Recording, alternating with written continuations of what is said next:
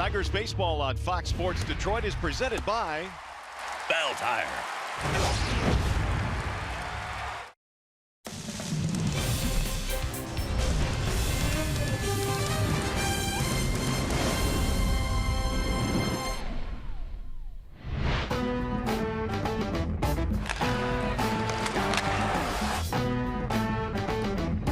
The Red Wings play tonight, the Pistons play tomorrow, and the Tigers, they play today. And that can only mean one thing. It is April in the D.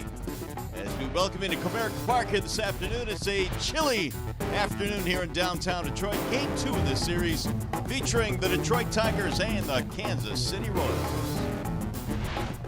Hi again, everyone, and welcome to Tigers Baseball. Mario and Pemba, Rod Allen. We are glad you are with us here for Game 2 of the series. And finally, Rod, the Tigers, after 3 chances, get their first victory of the season. Good to see yesterday. Well, it was a happy dugout, that much we do know, and it was good to see the guys shake hands after this contest. And just remembering what Ron Gardenhire said before yesterday's game, he just kind of felt like his team was on the verge of getting a W the way they had played. And they did so yesterday, in part because Nicholas Castellanos had another big game. He's off to a red-hot start this year. Well, really, it's a continuation, partner, of what he did last September. He was simply on fire last September, hitting about 368, and he went from having about 75 RBIs to 100 in a hurry. He's off to a 7-for-17 start, .412 batting average, tons of extra base hits. He's driving the ball foul line to foul line. But the one thing about Nicholas Castellanos, most people thought he would hit when he got to the big leagues, and all he has done is proved everybody right. When he came out of high school, he had the best hit tool of any high school player in the country. All right, we'll see Matt Boyd on the hill today for the Tigers. Boyd had a really good spring, Rod, but really you look back to last year, a good September, and the start that really sticks out, the one he had against the White Sox. Well, that was a key start he had against Chicago White Sox. He nearly threw a no-hitter in that particular contest, and we'll talk a lot about that here today. But in his last 6 starts, he was pretty good. 2.95 ERA, got a firm fastball anywhere from 92 to 94 to 95. Good curveball, good slider, good changeup. First pitch strikes will be key for Matthew Boyd this afternoon. All right, after a short break, we'll be sending you down to the Callsam Studios, checking in with John Keating. Coming up in this one today, how about the start for James McCann? The McCann has been on display. He's had a great start defensively at the start of the year. Stay with us. Tigers Royals, Game 2, next.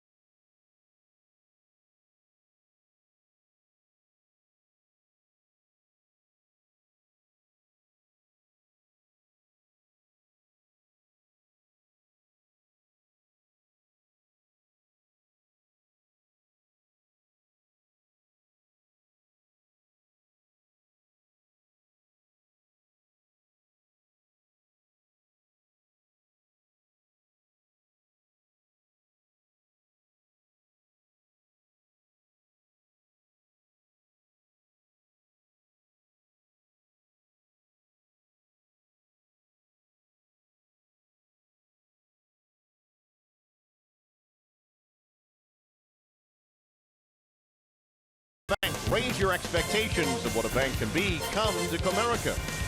And by Jeep, get great deals on the Jeep brand lineup at the Jeep Spring Sales Event. Maybe if the Royals got together earlier today, they're rethinking their regression because the McCann did it again on Monday. James McCann throwing out a would-be base stealer. He's cut down 71 of them now since 2015, already with 4 this season. Tigers and Royals getting set to do battle. The Tigers in a stretch as we welcome you back to the Call Sam studio, in which they will play 10 consecutive games against other teams from the American League Central Division, and of course division rivals will see each other 19 times this summer. So it's game 2 between Detroit and Kansas City. It's Matthew Boyd who will get the ball for the Tigers against Jacob Junis of the Royals. Back to Mario and Rod with game time. First pitch is coming right up.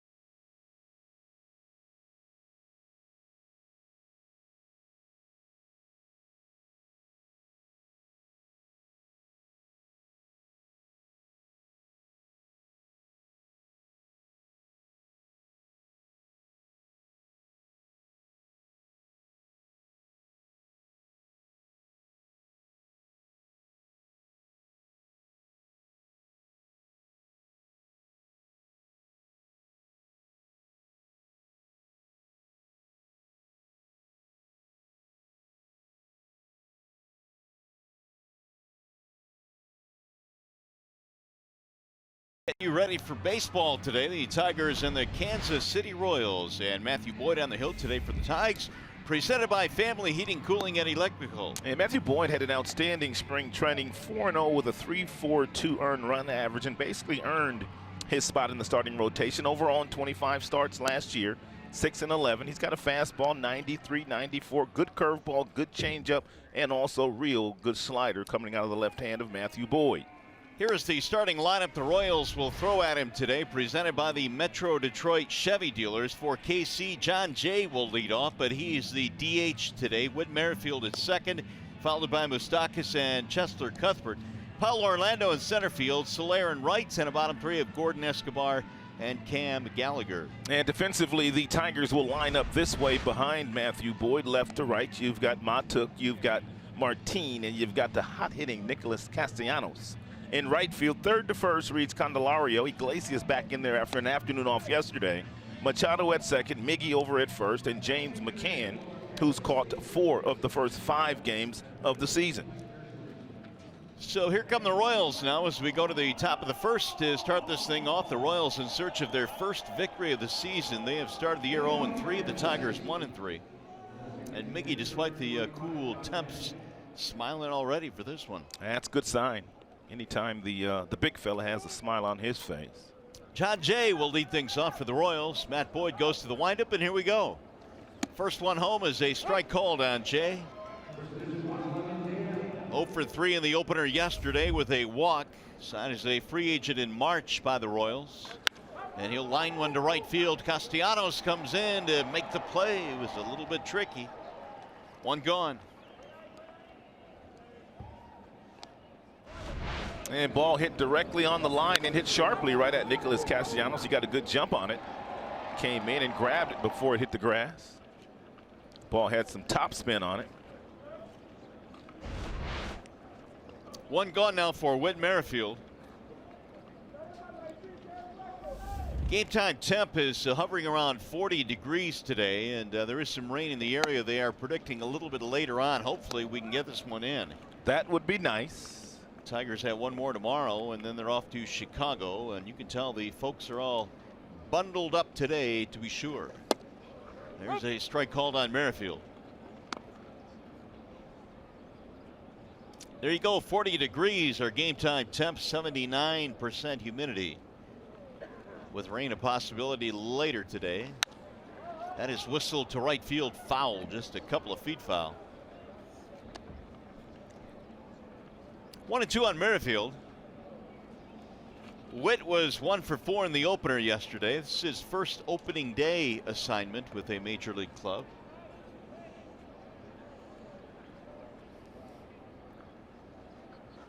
The 1-2.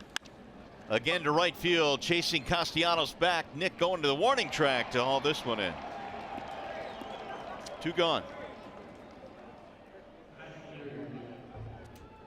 That'll bring up Mike Moustakas. Royals dropped 2 in their opening series at home against the White Sox. They had their 3rd game rained out, and they lost yesterday here to the Tigers. And Moustakas back in a Royals uniform again this year. Looks at ball 1 from Boyd. And when you think about it, Rod, with the injury to Sal Perez, boy, they really need Moustakas in their lineup these days. Yes. They got him about a couple of weeks before spring training was over, and they welcomed him back with open arms. Of course, he was pretty much frozen out of the free agent market last year after 38 homers, driving in 85, had very few offers. Here's the 1-1. They will appeal, did not go. 2 balls and 1 strike. It's a good slider. Yeah, that Boyd's featuring so far here today, and that's one of the things that he must do. He must keep that ball buried down and away from the left-handed bat of Moustakas. Chop to the first baseman, fair ball. Nice play by Miggy. Boyd will cover, and it's a 1-2-3 first inning. Royals go in order, and here come the Tigers in the bottom of the first.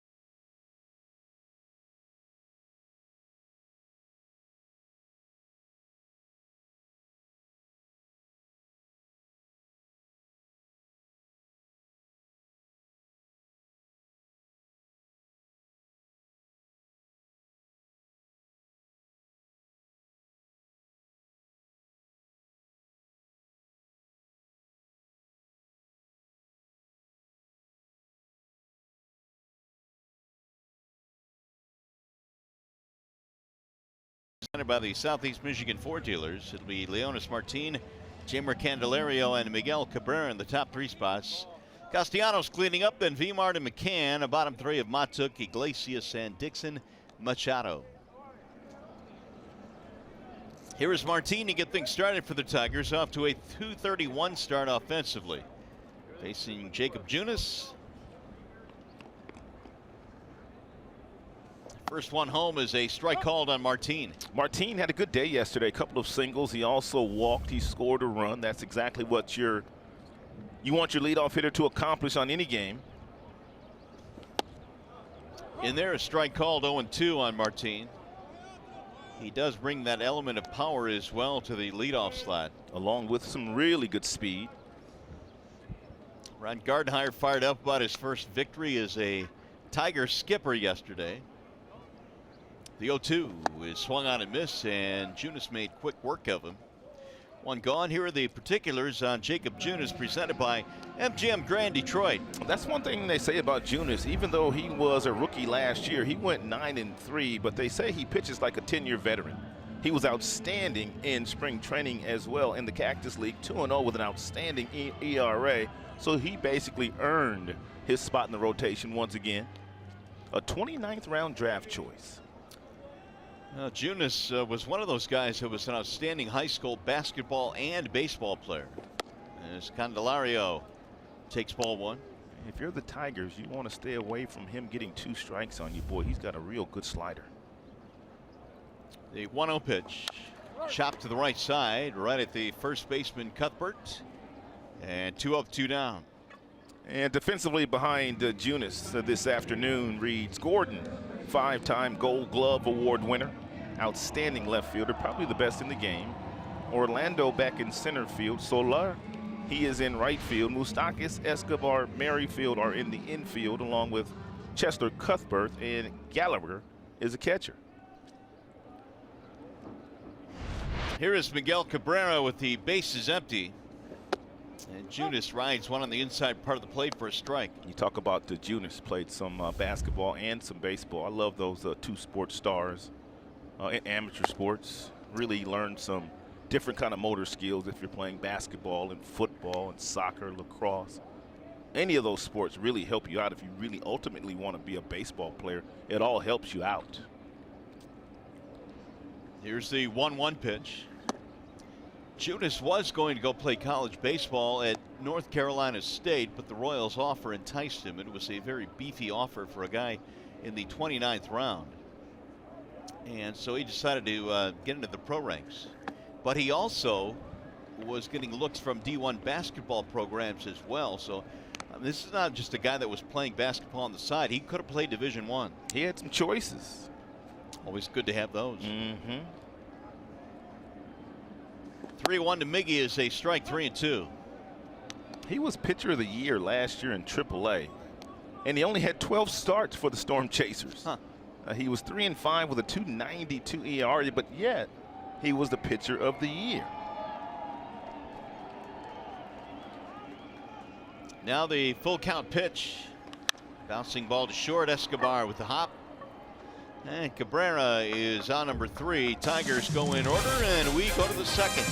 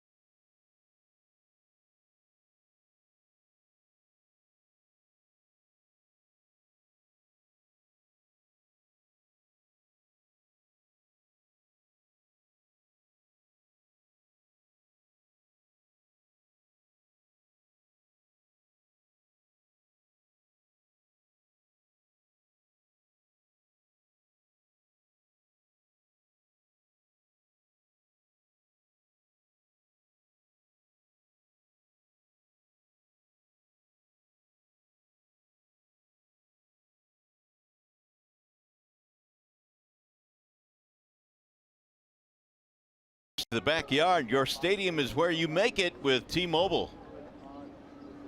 Matthew Boyd goes back to work after a 10-pitch first inning. It'll be Cuthbert to lead things off, and he looks at a strike. It's going to be very important for Matthew Boyd all afternoon. First pitch strikes, just as it is for any starter in the majors. But it really allows Boyd to expand the strike zone. There you go. Matt Boyd was really good this spring. Matthew, especially in his last start, struck out 7 in 5 innings against the Rays. Gave up just 1 run. Wave and a miss, 1-1. Back-to-back changeups to Cuthbert. Both of them outstanding pitches. He was able to lay off the first one, but he was not able to lay off that second one.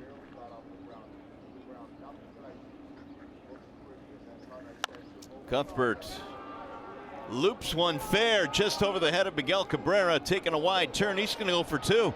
Miggy bobbles it, has no throw, and Cuthbert dives into second safely. Hustle double for Chesler Cuthbert.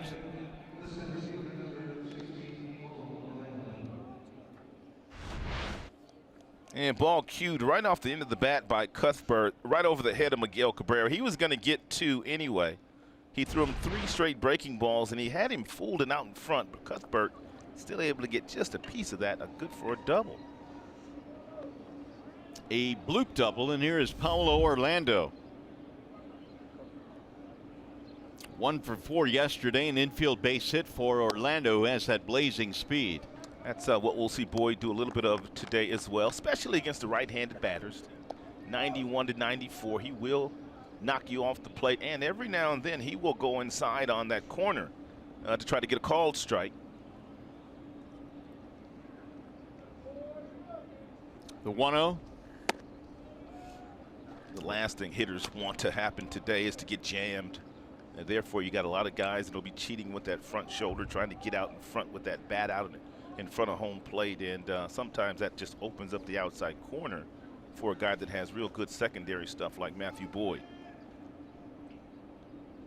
Here's the 2-0. Driven in the air toward right center. Martinez on the move. Runner will tag. Catch is made. Cuthbert coming to third. Here's the throw. It's off target. And Cuthbert moves to third base. It's a good at bat by Orlando.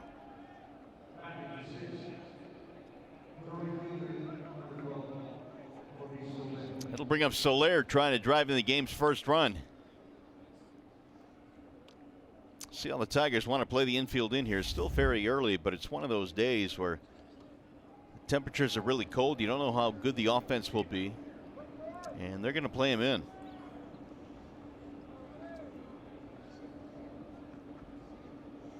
Soler is really battling it. He is still looking for his first hit of the year. And he'll look at a strike, 0-1. Good pitch. I like the pitch choice, not giving in to Soler, not throwing him a first pitch fastball. Now you have to elevate something, maybe up around the letter, see if you can get him to chase, or pop it up in the infield.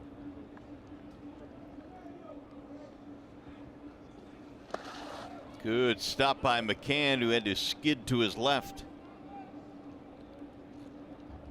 McCann has done nice work behind the plate in the 4 games that he's played. He's literally blocked everything, and as far as throwing the baseball and throwing out runners attempting to steal, he's nearly perfect. So the Tigers line up defensively. Here's the 1-1. We're talking to Gardy about McCann and his defense early on, and he said, you know, it's really tough for James because he is a big catcher physically. It's hard for guys his size to squat down and stay low and sit down, as they say, behind the plate. Yeah, he's mastered it, though.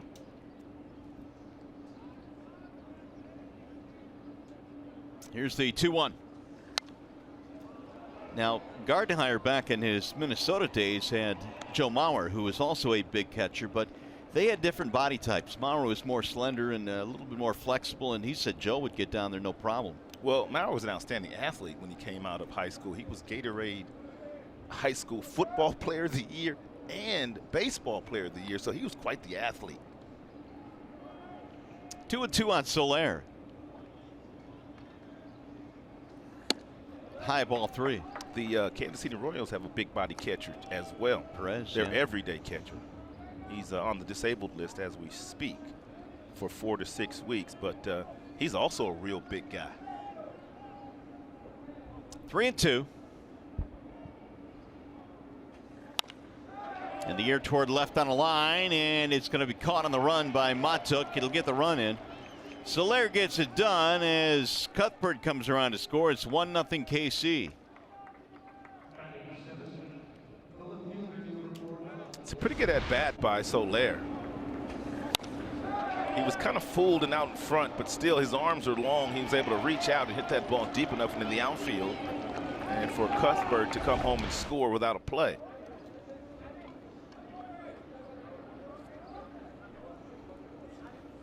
Gordon stands in, looks at ball one. Just to finish up that conversation on McCann and Gardenhire and Joe Mauer. He said in Minnesota they had some pitchers that didn't like to throw to Joe Mauer because he was so big. But Gardy said he's winning batting titles, so get used to it. Yeah, exactly, and winning MVPs. Yeah, figure it out. Gordon flies out to left to end the inning. Royals get a run.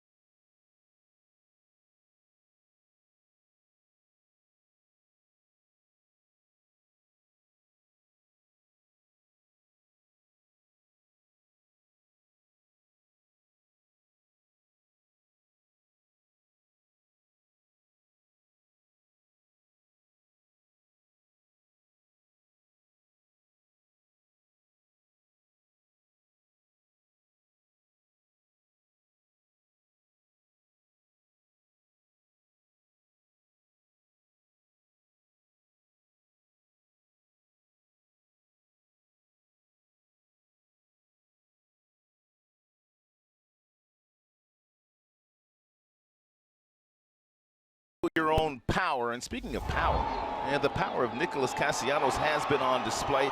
10 triples last year, which paced the junior circuit. Already 2 triples in the season this year. His second triple of the season yesterday down the right field line. Yeah, he's off to a great start, which is great to see for the Tigers. And Junis starts him off with a fastball strike. 10 of them last year, 2 better than Yolmer Sanchez to lead the American League.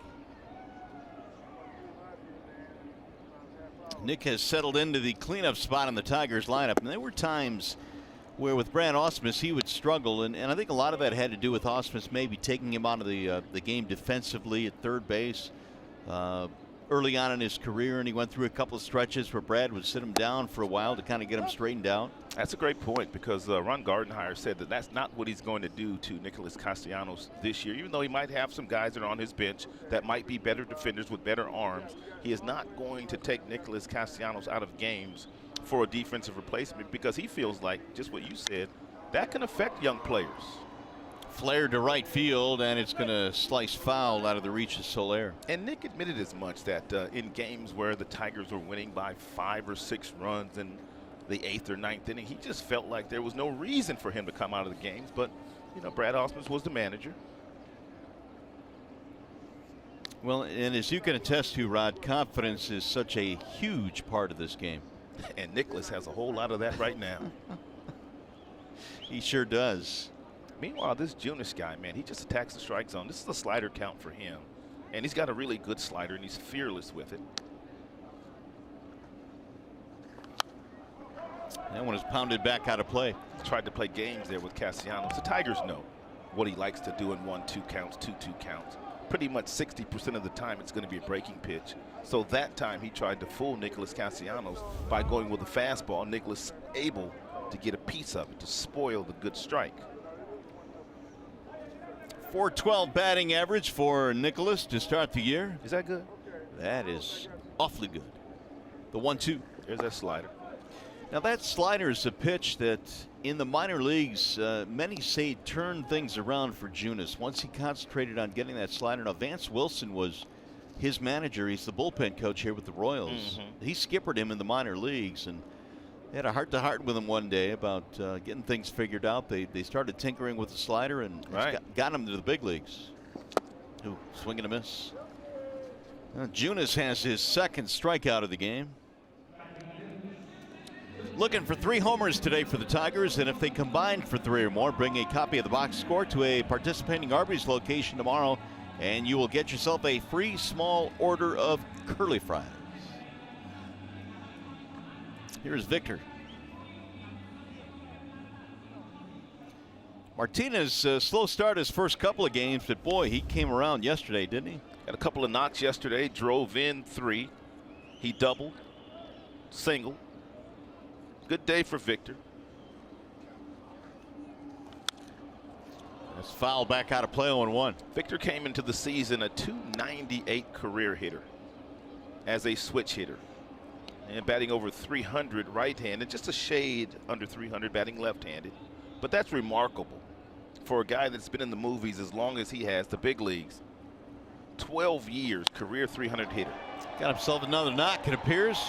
Little looping single to right field. The Tigers have a 1-out base runner. Hey, the Tigers weekday value pack is back for 2018. See the Tigers take on the Royals tomorrow at 1:10 and get 4 tickets, 4 hot dogs, 4 bags of chips, and 4 drinks, all for as low as $18 per person. Go to tigers.com or call 866-66-TIGER. Now McCann.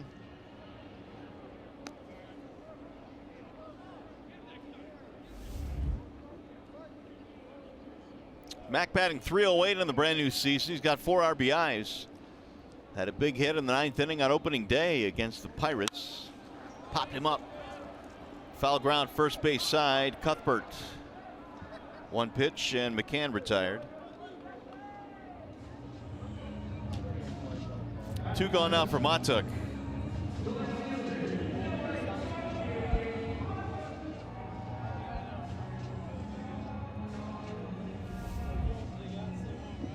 Mikey, 2 out of 15 to start the year.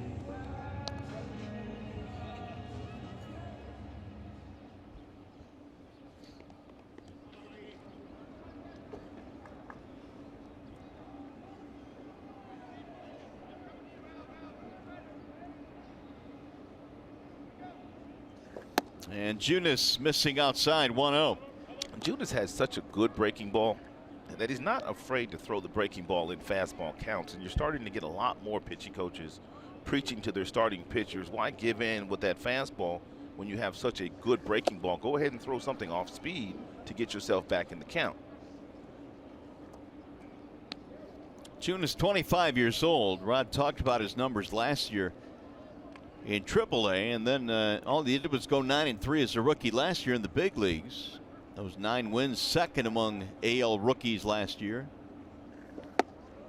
That'll bend in for a strike. Yeah, there's that breaking ball. He can throw it for a strike whenever he wants to.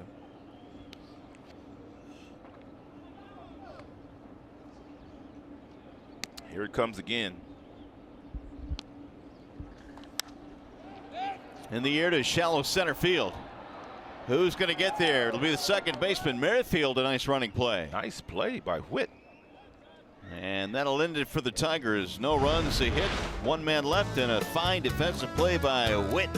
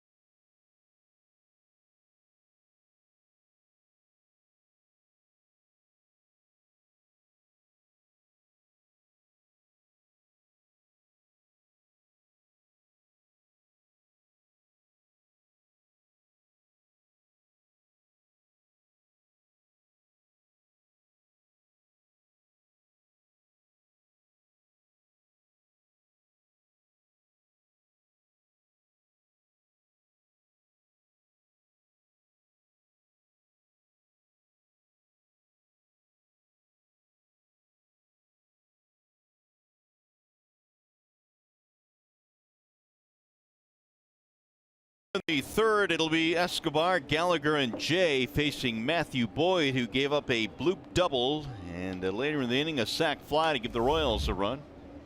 Yeah, be careful with Escobar. He loves to hunt first pitch fastballs. Waving a miss, 0-1. Alcides off to a 200 start. 2 out of 3 yesterday, double, triple.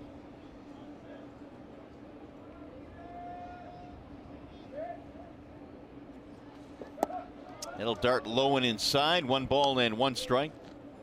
Escobar, another one of the major leaguers that has adopted wearing that face guard. Many players are doing that now, and really not for any specific reason or that they've been hit, but they're just trying to be proactive. There was a time where, I don't know how long ago it was, but guys used to wear hats. And then it went to the flapless helmets. And then obviously now you had the helmets, but now you got guys wearing face guards as well. But a short time ago, I mean, hitters were standing in the batter's box and they had no ear flaps. Here's a base hit to right center field, bobbled by Martin. Escobar will hold. The ball ate Martin up out in the outfield. Remember the start, partner? And last September, it was the 17th of September, Matthew Boyd's coming out party against the Chicago White Sox. And what I took out of this particular start is the way that he pounded the inside corner with the fastball, which opened up the outside with the changeup. But he also buried a lot of good breaking balls down. And he tied the White Sox up all afternoon long. 8 2/3 of no-hit baseball before Tim Anderson, their shortstop, broke it up with a double. He was sensational that day. If we had the audio on that, you probably could have heard me slam my fist against the counter after that ball hit up against the wall. It's a great outing for Matthew. I mean, in that particular outing, because the White Sox had a lot of right-handed batters, he was able to crowd them with good fastballs, which opened up the outside corner. And he was also working all 4 quadrants of the strike zone with his fastball and breaking ball.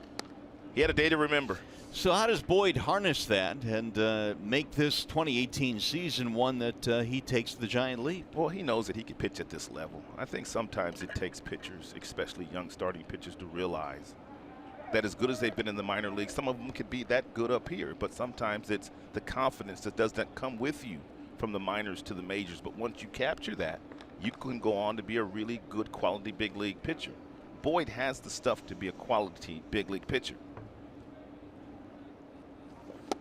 That start that he made against Chicago, part of a big September in which he was the Tigers pitcher of the month with an ERA of 2.95 last year. Carried that into spring training this year with 4 victories. Yeah, that's what you like to see, building on a strong September and hopefully getting off to a flying start here this year. They were talking about Boyd was in competition for a starting spot in spring training, but I was not buying into that. I thought he was on the staff, didn't you? I did. I mean, based on who the Tigers had in camp, yeah, I was on board with that.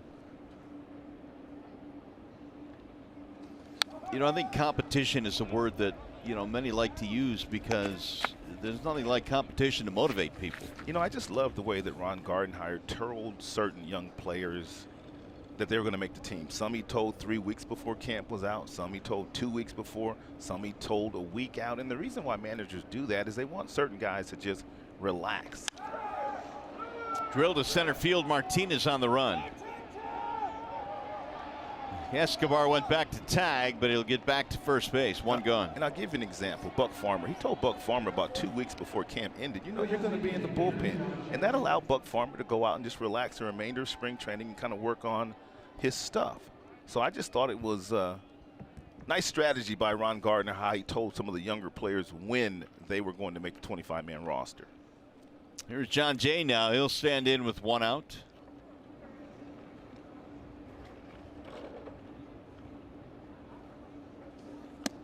It's a bender that drops in for a strike. 0-1. Jay line to right field to Castellanos in his first at bat. A few years ago, Escobar stole quite a few bases, and he had a really nice success rate, but he really didn't run all that much last year. Well, we mentioned in the broadcast yesterday that he played every game last season and has done that, what, 3 times in his career now. He's a good shortstop. Flashy shortstop. It's a lot of wear and tear. You know, they always used to say about Cal Ripken when he had that long streak going, is he actually hurting the team by playing every day? Of course, Cal continued to put up the great numbers even through the streak. a streak that nobody will, I think, approach. You don't think so? No. I seriously doubt that. 1-2. Popped up. Shallow left field. Iglesias going back. 2 gone. Check in with Mickey York now. More on Matt Boyd.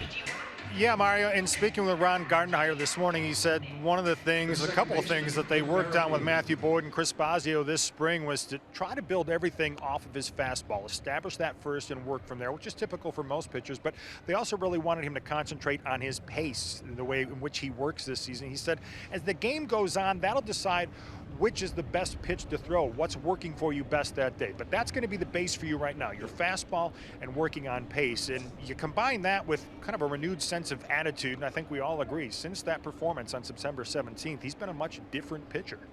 No doubt, Mick, and he used a word there, pace, Rod, that I think has been applicable to all of the Tiger stars in terms of what Bosio wants them to do. Well, Bosio called every single pitcher in the offseason. Shortly after he got the job, he noticed by watching some video what certain guys were doing and certain guys weren't doing. For instance, Fulmer, we talked about him in his start. He was landing hard on his front side. Landing softer helped the slider. He sped up Jordan Zimmerman. He also had some encouraging words for Matthew Boyd, which Matthew Boyd is working on. First pitch strikes, also being more economical and speeding up your delivery. Whit Merrifield, the batter here.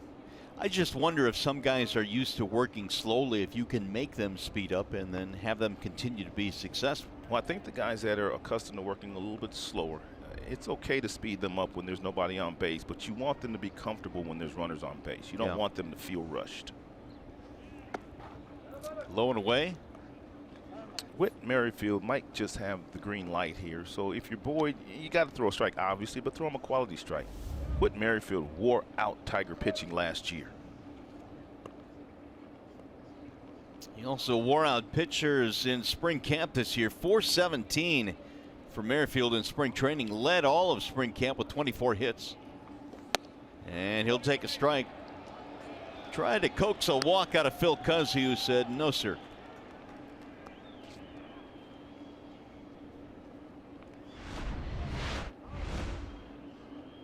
That's a good 3-0 pitch. If you walk him, albeit, but it's not something that he can drive into the gaps.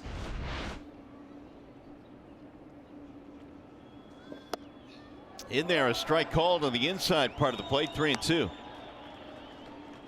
Don't know exactly what Boyd will do here to Merrifield in the 3-2 count, but he does have the ability to throw his off-speed pitch. He's thrown 50% fastball so far today.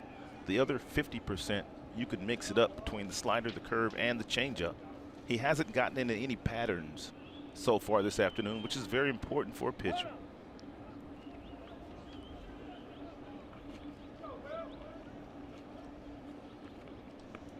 Royals got a run in the second on a sac fly. Off the bat of Soler. Runner going on 3-2, popped up. Right field line in foul ground. It'll drop harmlessly.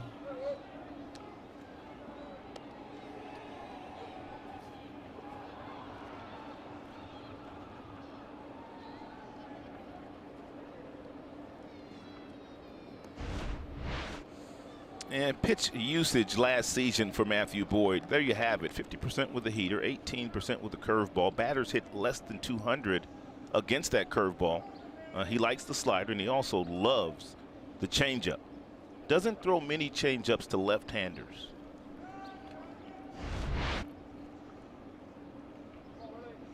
Escobar will be on the move again on 3-2.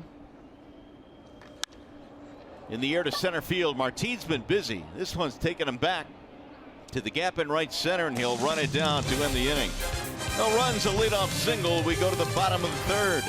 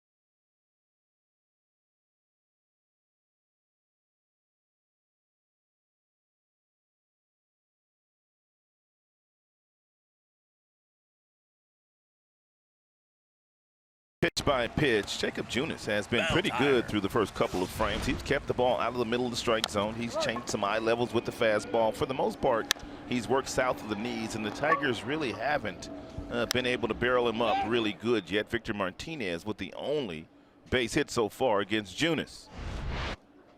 Right-hander brings it home and throws strike one to Iglesias.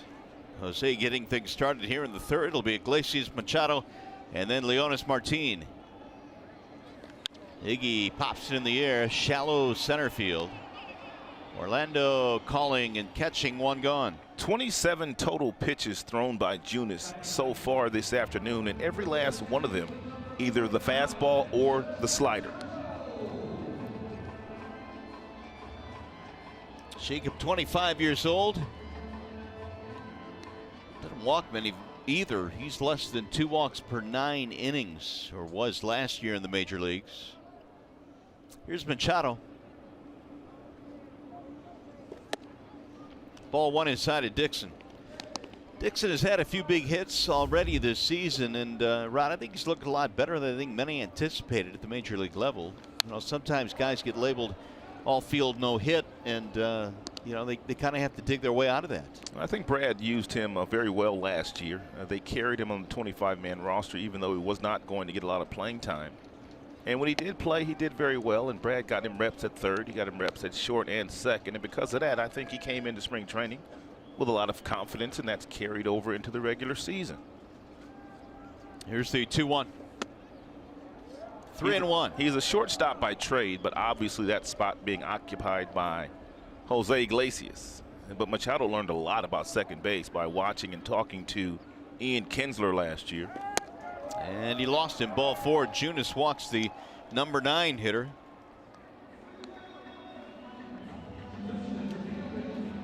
First walk of the ball game for Junis. Here's the Bernstein advantage. Want to look at base on balls. You know, the Tigers this year, part of their success when they have scored some runs is the walk rate, which is up. Almost 12% walk rate. Best in the American League. Lloyd McClendon, Tigers hitting coach, and also Phil Clark, his assistant. They got to be happy about that. Tigers making the opposing pitchers get the ball in the strike zone. Look at Lloyd, man. Legendary Lloyd. He is not a fan of the cold. It's like the rest of us. I'm not either, pun. And he's from Gary, Indiana. It's get cold in Gary, Indiana. Should be used to it. Yeah. 0-1 on Martin. Leonis last year did not have a good season offensively, and that was on the heels of hitting a bunch of home runs the year before that with Seattle. And Martin said, you know, I think I got caught up in the whole launch angle thing. Oh, really? Yeah, and he said it messed up my swing, and he had a bad year last year. There's a lot of guys that have gotten caught up in that launch angle thing. Big swing there, 0-2. It's for some, but it's not for all. No, you're right. And the one thing he said he did in the offseason was try and flatten out his swing a little bit and get it back to normal. Well, why not? Guy that could run the way that he could run. Why not hit some singles and doubles and get on base and create some havoc by stealing some bags? Here's the 0-2. How many times do you see that, though, where a little guy might go on a streak where he hits a couple of home runs and all of a sudden changes the swing a little bit? Yeah, start popping up everything. Yeah. 1-2 on Martin. Shifting to the right side defensively.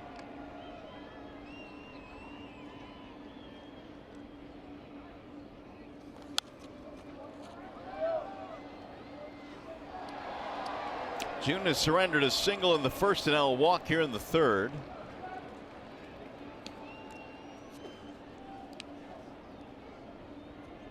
Brought the glove to the ballpark, which aided in that foul ball retrieval. He might get another one before the day's over. Martin pounds another one back out of play. Well, Leonis, one of the new Tigers, so let's get to know him a little bit. He actually became a U.S. citizen in 2013 after defecting from Cuba. How about his hobby? Deep sea fishing. Whoa. Named after Lionel Richie. I didn't know that. How about that?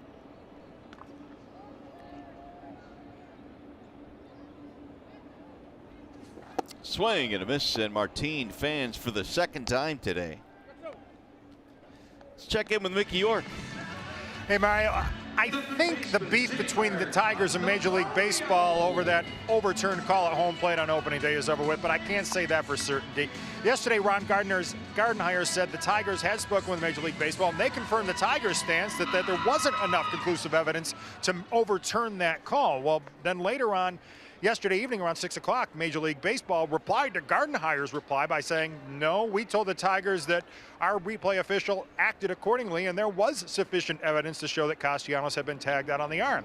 So I asked Gardenhire this morning if he wanted to reply to their reply. I said, no, we've said all we're going to say about this. They've said all they're going to say.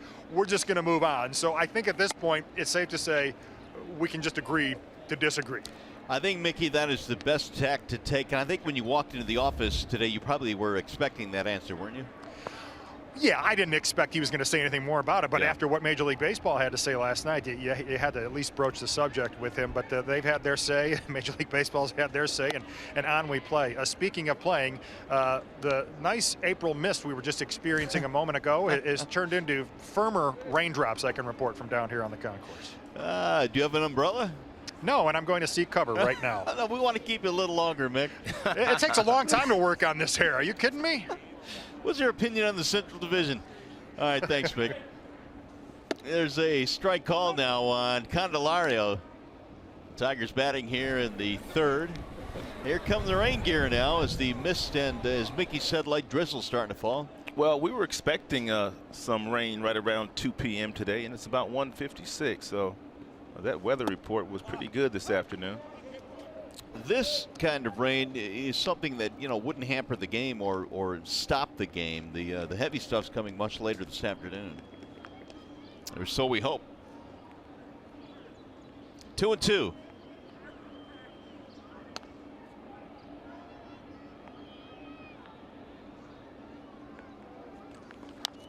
Candy sends a ground ball fouled at first base.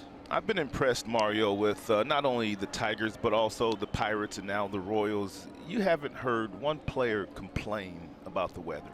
Not one. And it's just tough to play in. I mean, you see guys with their hands in their pockets. Everybody's got masks on. When guys come in off the dugout, you think guys would be thinking about hitting. No, they're trying to get close to the heater so they can get their hands warm enough to go out and swing the bat. So these are very difficult decisions, but conditions, excuse me, but you haven't heard any of the guys complain about it at all. I would agree with you. In walking around the Tigers dugout, not one of them has said anything about the weather. Anything. And I think it's all mind over matter. Runner goes on 3-2, back up the middle into center field. Machado will hit the bag and go to third. And he is in there standing up, and the Tigers have something going now with 2 outs.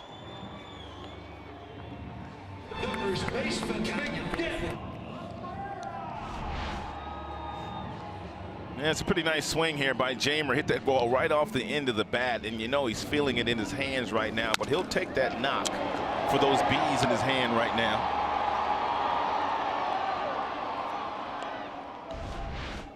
It extends the inning for Miguel Cabrera. And that's something we'll be saying a lot about Candelario this year.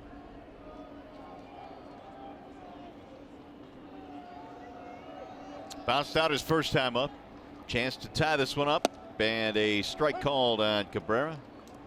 Bender drops in nicely.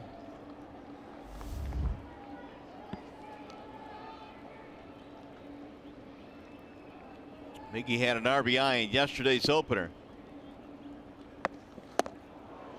0-2. And back-to-back sliders thrown by Junis. One at 80 miles an hour, then he comes back and throws one at 82, and that's something that makes his slider a very effective pitch for him, is the fact that he will change speeds with that breaking ball.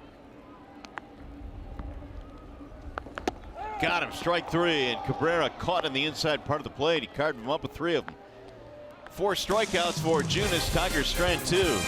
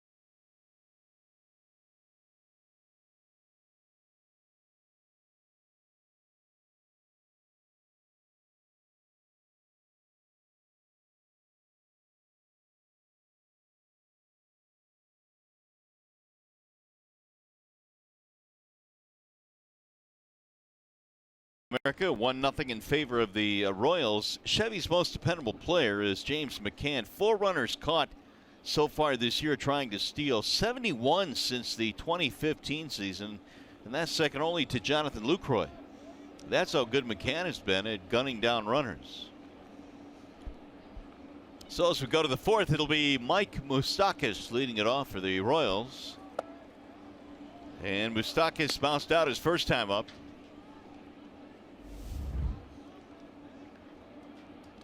Boyd, the left-hander, really had not bothered Moustakas a whole lot in his career. He had a .385 average against him coming in with a home run. So 1 ball and 1 strike. He'll be followed by Cuthbert and then Orlando.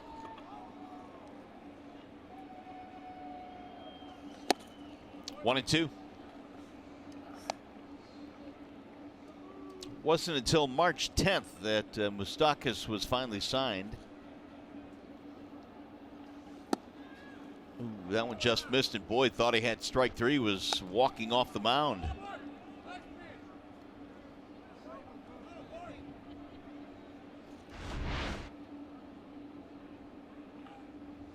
it's a nice job pulling it up by McCann, but the ball may have been a little low.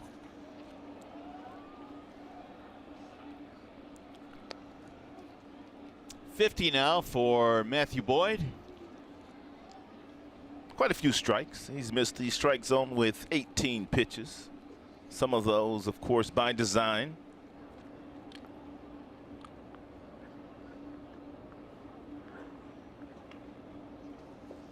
It'll miss low and in. Run the count 3-2 now. Good curveball there, right there by Boyd at 73. That ball had some real nice depth to it. Tigers defensively against Moose, they play him to pull.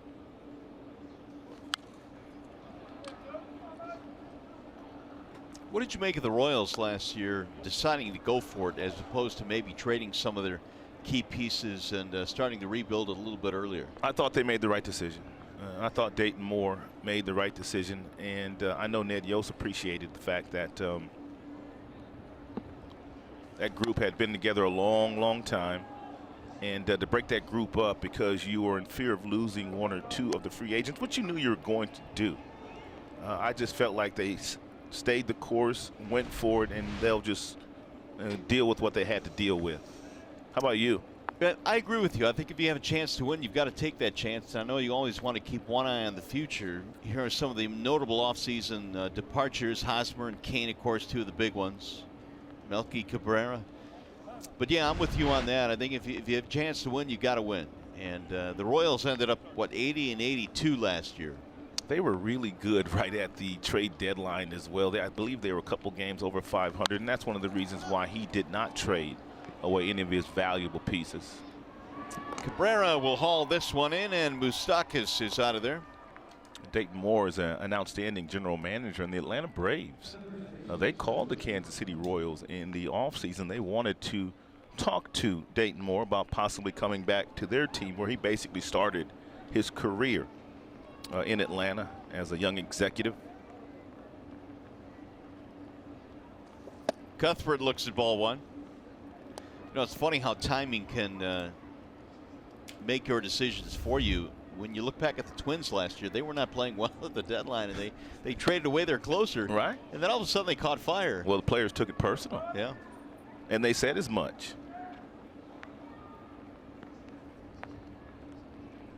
Cuthbert in the ball game, a double and a run scored, the only run so far in this game.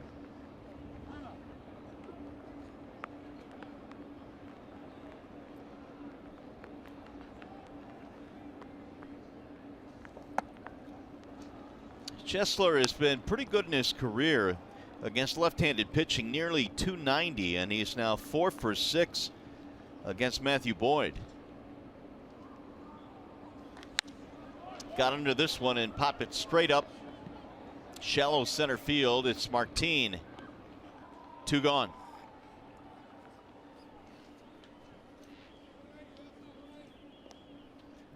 Well, don't miss Kids Opening Day, Sunday, April 15th. Tigers take on the Yankees at 1:10.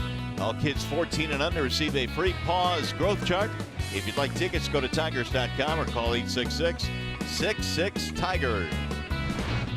Boy, it's good to see sunshine in some of that video, huh? You got that right. Kids having fun. Yes, it's coming. Wearing T-shirts, not jackets. Much different field today. Got the mittens going.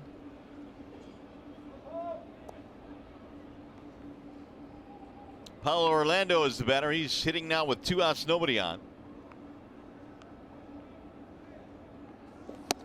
Waving a miss. 1-1 on Orlando, who hails from Brazil, and he said growing up really there weren't too many role models baseball-wise for him. Not too many guys from Brazil in the big leagues. Yan Gomes became one of the first. And he's popped up. Left side of the infield, it's going to be Iglesias, and it's going to be a 1-2-3 inning. Nicely done by Matt Boyd. We'll go to the bottom of the 4th inning, and Nicholas Castellanos due up to lead things off for the Tigers.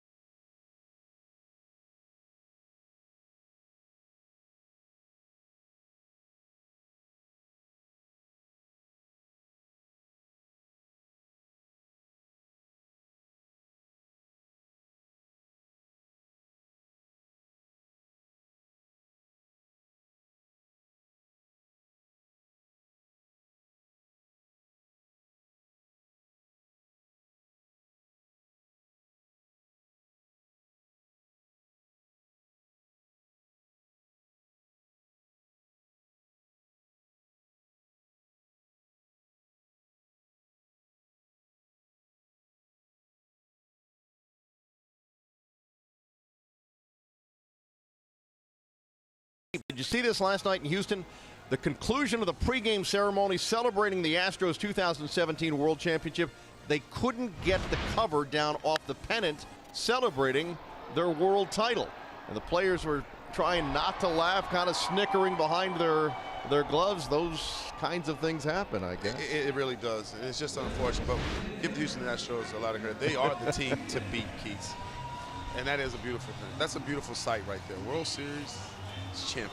Mario and Rod, the owner of the Astros, has created 1,300 World Series rings to get to team members and personnel, and we're guessing pretty much everybody in Houston. Wow. It's pretty cool. That's a good thing. A lot of people get a chance to share in the victory that they had. He's giving a lot of credit to a lot of people. Obviously, when the players get it done, but the front office people and so many other people play huge roles in the success of a championship franchise. Well, the Tigers have gotten the leadoff man aboard here in the 4th on the air by Moustakas, and that'll bring up Martinez. Victor slaps one toward left field, slicing away from Gordon. He'll get there, though. One away. Not much that goes up in the air to left field that Gordon doesn't catch. He's one of 5 Gold Gloves. He's about as good as they get at that position.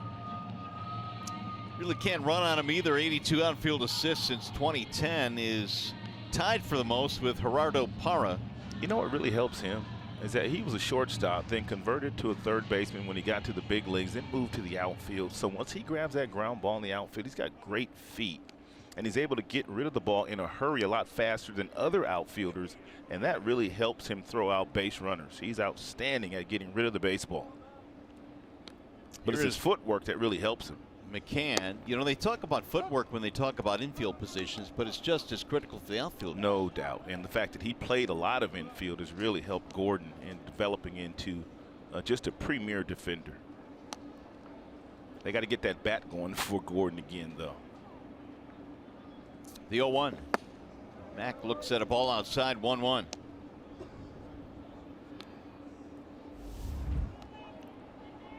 McCann last year, 13 homers, 49 driven in. Both were highs for James.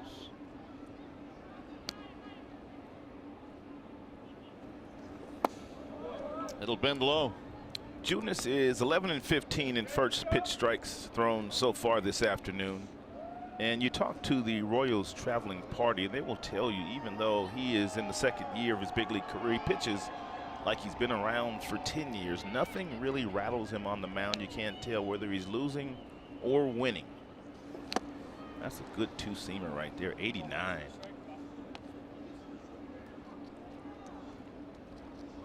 .89 miles an hour. Looks like it's coming right down the middle, and all of a sudden, look at the action on this pitch. Just chases McCann inside. He comes up empty.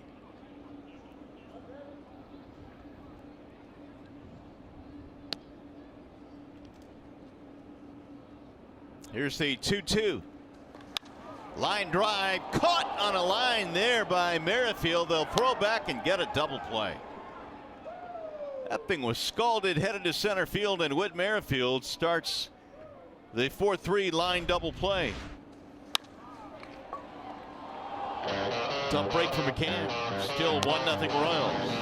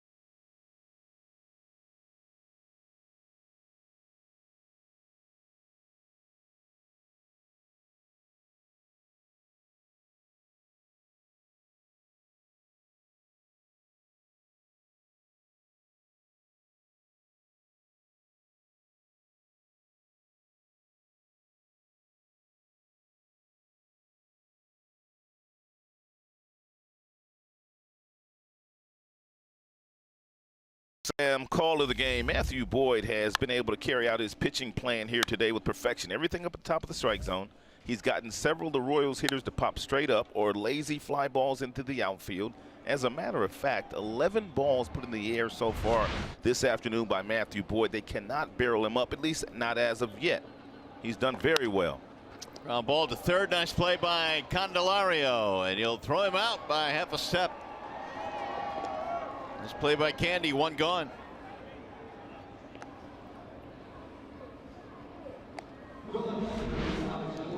Yeah, nice job here by Candelario. He took a little long getting rid of this baseball, though, and Solar was really hustling. Soler, excuse me, nearly beat it out.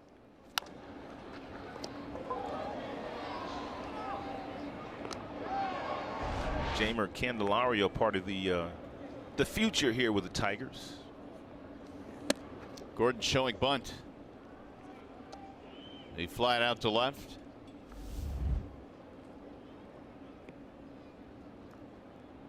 Royals got a run in the second on a double, a fly ball to advance him, a fly ball to score him. 1 ball, 1 strike. Gordon has had a lot of injuries recently, and I think that's had something to do with the fact that his offensive numbers have gone down. But there was a time, Rod, where not only was he winning Gold Gloves, but he was a great offensive player. He was an all-star. And that kind of says it all. Trying to get back up to those numbers offensively in his career.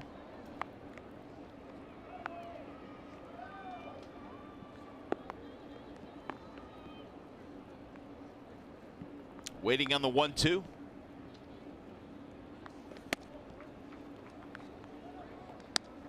Mitch Meyer, now the first base coach for the Kansas City Royals. Rusty Kuntz, popular Rusty Kuntz, has semi-retired. He still works for Kansas City doing some things for Dayton Moore, but it's Mitch Meyer who is now the first base coach for Kansas City.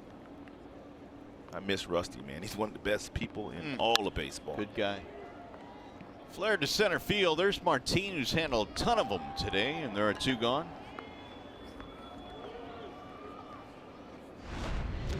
Well, are you looking for a great volunteer opportunity? We've got one for you. Come on down to Comerica Park on Sunday, April 29th. Help out with the I Ran the D 5K presented by DTE Energy. If you'd like more information on this volunteer program and this great event, go to foxsportsdetroit.com.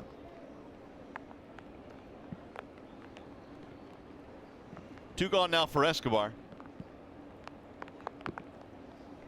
Light rain falling here at the ballpark. 1-0 Royals lead, and there's a strike called on Alcides. I like the fact that he has started Alcides off with off-speed pitches. He loves to hunt the first pitch fastball, so why not throw a changeup or a breaking ball if you have the ability and the confidence to throw it for a strike. That's one of the things that Chris Bossie always preached at length with all of his starters. You don't want to go 1-0. You want to go 0-1.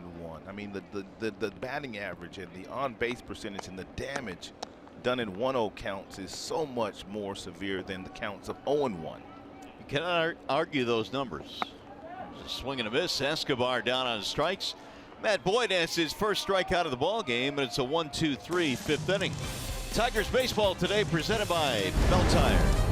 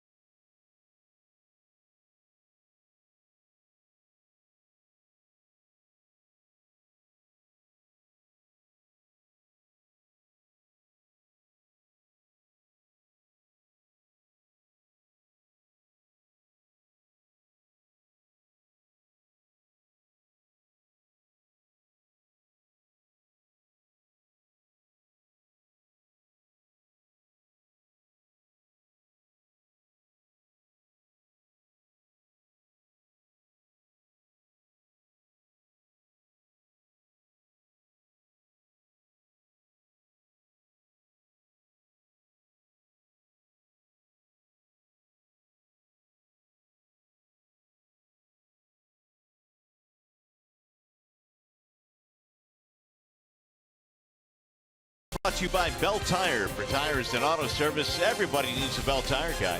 And by Chevrolet, the most awarded and fastest growing brand the last 4 years overall. Celebrating the anniversary of the 1968 World Series team this year. And all of the tickets this season are 68 themed. You just saw a photo of the tickets for today's game, which by the way is kind of chilly and rainy at the ballpark right now. A lot of celebrating going on at Comerica Park this year, not only honoring the '68 team, but also Jack Morris and Alan Trammell, newest inductees into the Hall of Fame. They're getting their numbers retired here, too. Oh, that's special. Man. I know Tram was talking about, well, you know, I didn't know if I'd ever make the Hall of Fame, but it would be great to have my number retired. Well, he's going to get both of them now. He's going to be out there with Greenberg and Gehringer and Newhouser, Sparky, Kali, Horton. Only a few of them out there, partner. Junis, meanwhile, lost his footing on that 0-2. Yep, you got to do something special to get your number out there on the wall. And really something special to get you one of those statues. Yeah, there's no doubt about that. Al Kaline, his statue out in left field, right above the number 6. He went fishing, and Matuk is gone, one away. That slider, and for Junis, is a plus pitch, a well above average pitch. I mean, he could basically tell you it's coming, and you still have a very difficult time of hitting it. Starts it right down the middle. That ball just kind of spins on the outside corner. Matuk chased that ball. That ball 3 feet outside. Well, a foot outside. Here is Iglesias. Junis now has 5 punch-outs in this game, and you were touching on his spring numbers. He had struck out 20 in 14 2/3. Had a great spring for the Royals. High fly ball. Fairly deep playable. Gordon drifting. 2 gone. We'll bring up Machado. Of the 60 pitches thrown so far by Junis, 26% of those have been sliders. It's a high number, but if it's working, why not? Now Machado. He's throwing that breaking ball so much, is that when he does give you that first pitch fastball, I think in the back of some of the hitters' minds, they might be thinking that he's going to throw a breaking ball, and then they're just a little bit tardy on that heater.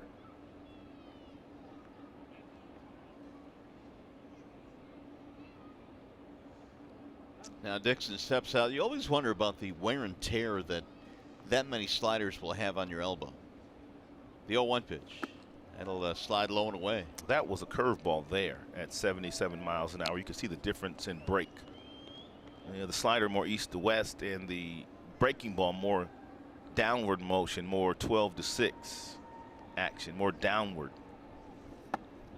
It'll bend away again. 2-1. Didn't go. Dan Bellino down at first base said he held up.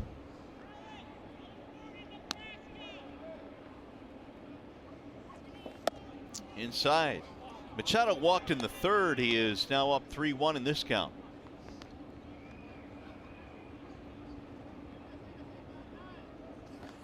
Dixon pops it up behind the plate. Let's see if there's room. There is not. 4 or 5 rows deep.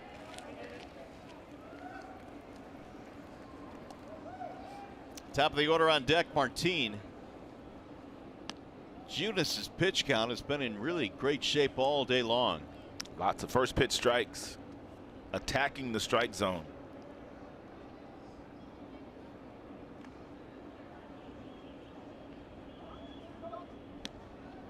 Now the 3-2. Fought that one off.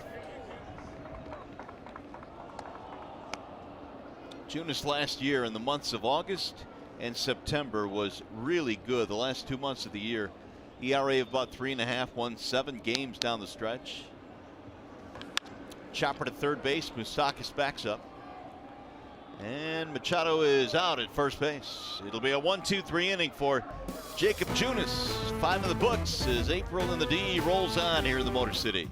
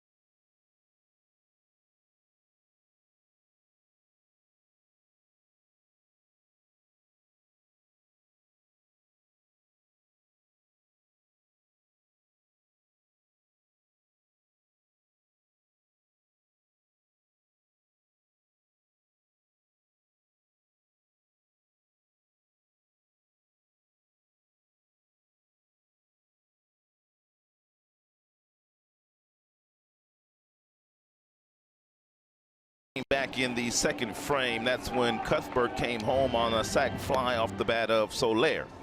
5 innings, 2 hits, 5 strikeouts for Jacob Junis. He's been on point today, but Matthew Boyd's getting it done a little differently than Junis. Junis has got the strikeouts. Boyd, he's got the pop-ups going today. The Kansas City Royals have popped up a ton today against Matthew Boyd, and that's the story here so far this afternoon. Nice little pitchers duel here we got going, partner. We do indeed. Junis and Boyd. Matthew back to the hill now as Cam Gallagher stands in, the number 9 hitter for the Royals. And he'll look at ball 1. Gallagher fly to center field his only time. Jay and Merrifield to follow for KC. Outside ball 2 on Gallagher. Both teams had 2 hits. That's it.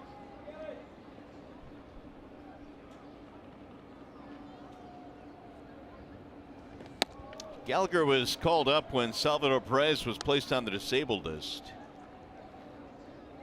Suffering that knee injury, carrying his suitcase at home, and so that was a big loss early on here for the Royals. There's a strike call. Not only a big loss for the Royals, but that's a big loss for baseball. And Salvador Perez is one of the most personable players in our sport, and I personally just enjoy watching him play. I don't enjoy watching him beat up on my Tigers, but I enjoy watching Salvador Perez play the game. He's a good player, and I think you're right, good for the game. Absolutely. He's always got that smile on his face. Rainy, drizzly, misty kind of day here at the ballpark. Meanwhile, Matthew Boyd continues to get these Kansas City Royals to pop up and hit the ball in the air. John Jay has put the ball in the air twice, although his first at bat was more of a line drive.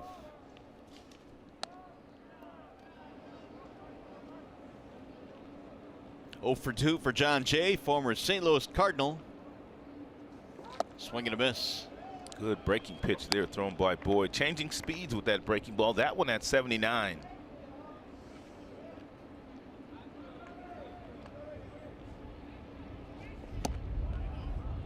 One and 2.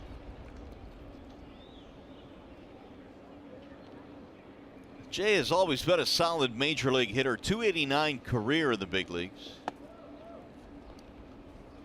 Royals signed him up as a free agent in March. He's a solid player. Pretty good on-base percentage throughout his career. And that'll go the other way into left field, a base hit. 1 out single.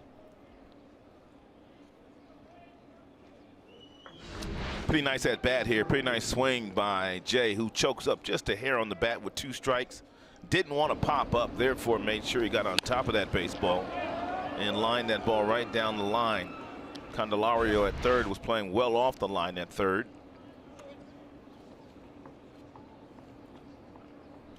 Here is Merrifield. 3rd hit of the game now for the Royals. The Tigers have 2.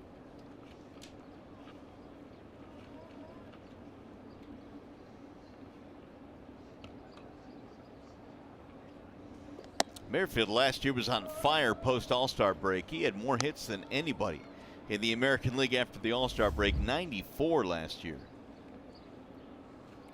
And Witt, as we have mentioned, had really good numbers against the Tigers. Off to a slow start this year. He's 0 for 2 in this game. Fouled away. A little slide step there by Boyd. I don't think Jay's going to entertain the thought of trying to steal a base anyway, but nonetheless, if you're Matthew Boyd, you have to change the looks in your delivery when delivering the ball toward home plate.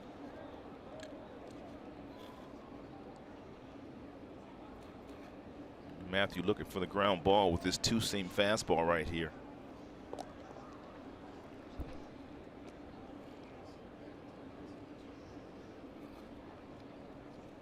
We got Moustakas on deck for the Royals. Only 1 out here in the 6th inning. Game 2 in this 3-game set. Here's the 1-1. Right back up the middle, knocked down by Boyd. They will have no play. As it rolls to Iglesias, that'll be a single for Merrifield. Matthew almost flagged that one down.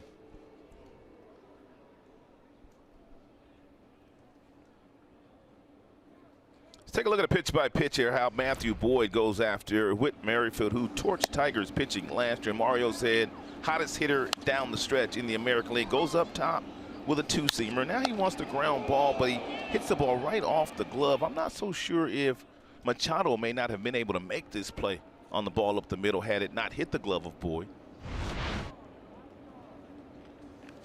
Moustakas fouls it off. He's gotten him twice in this game, ground out pop-up. One of the things that Boyd struggled with last year was facing left-handed batters, ironically. They were at a much higher clip against him. Last year, 282 against the lefty Boyd. Ooh, he just curled one in there for strike two. Yeah, he got away with one right there.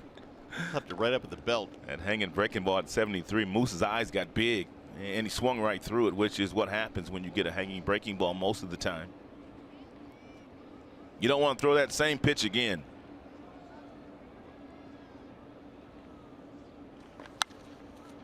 High fly ball, right field down the line, going toward foul ground. Castellanos. Runners will hold, and Moustakas out. Here's our Xfinity high-speed pitch on Matthew Boyd this afternoon. He's topped out at 92 so far with a two-seam fastball. Hasn't thrown many four-seamers. Boyd has a four-seam fastball that can get up to 94, but hasn't gotten there today. That is 14 fly ball outs for Boyd.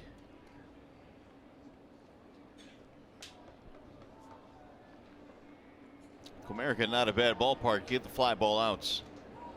420 to dead center. A lot of room in the gaps. Here is Cuthbert. And he pops it up. Shallow left field. And now here comes Iglesias back to the dirt. That'll end the inning. No runs, 2 hits, 2 left. Here comes the bottom of the 6th.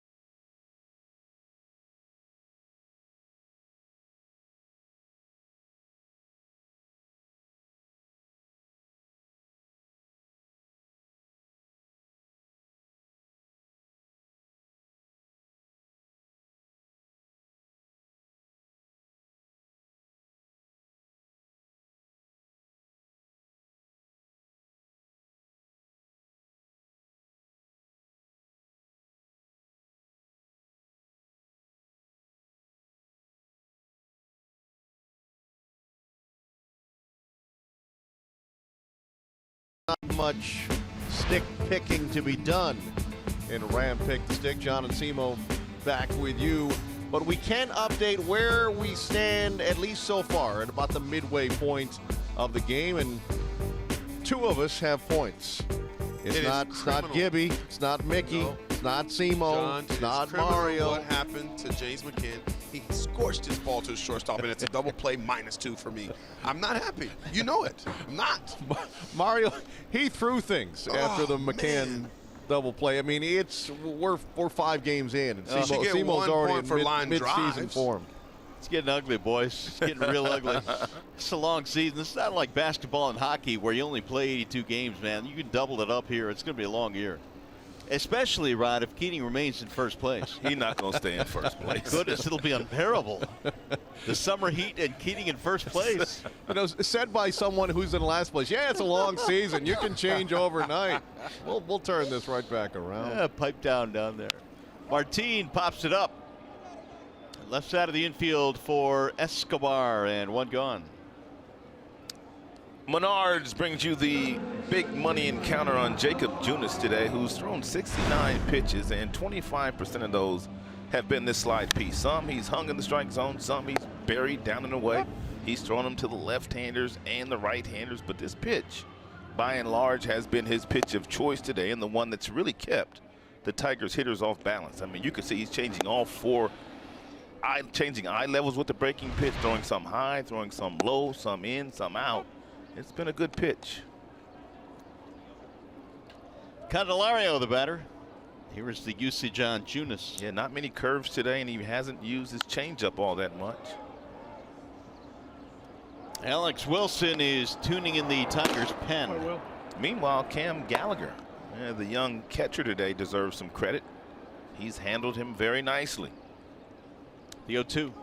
Swing and a miss. Candy is out of there. 2 gone. That'll be 6 strikeouts now for the right-hander.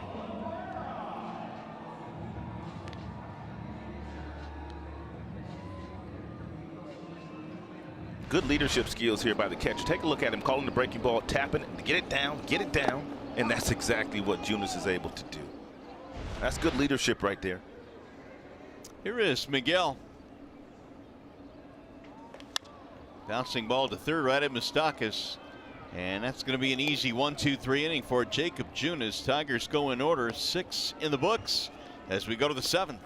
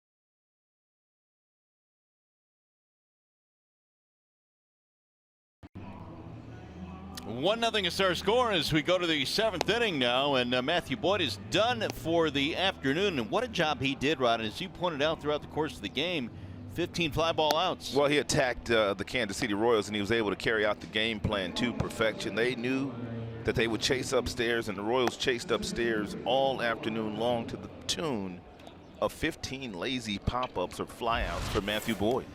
Here is Alex Wilson now. He will take over in a wall side windows change. Alex Wilson was money on opening day. It was a 13-inning affair the Tigers played against the Pittsburgh Pirates. He did give up a big home run late to Gregory Polanco, but he pitched very well that afternoon. It's the first time we've seen him since last Thursday. Paulo Orlando will start things off here in the 7th for the Royals.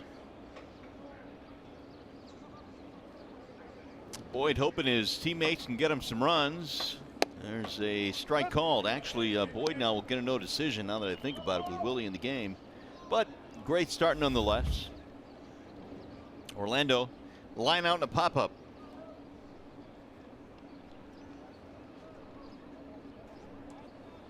He can get a loss. He can't get a win is what I meant. There's a bouncer to short. And one gone. Folks, join us again tomorrow afternoon. Tigers wrapping up this series with the Royals during April in the D. Tigers Live begins right here at noon on Fox Sports Detroit.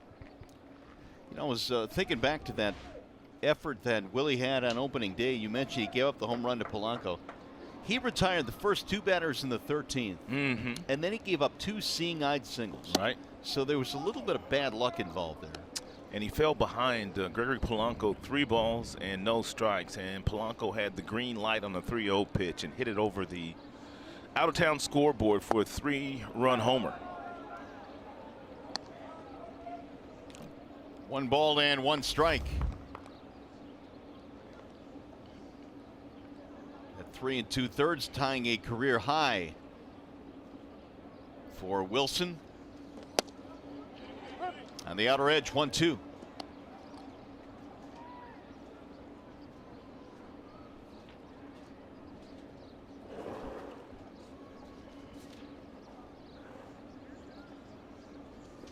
That'll miss thrown away. 2-2 on Soler, who is 0 for 1 in this game and now 0 for his last 30 at bats going back to last year. He has been in a slump offensively. Ground ball short, gobbled up there by Iglesias. So Soler rolling one right to the shortstop. Boyd was getting all the pop-ups, and now you have Alex Wilson coming in getting the ground balls.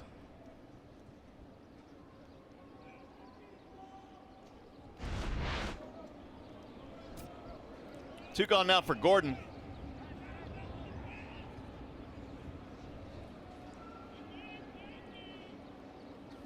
Swing and a miss, 0-1.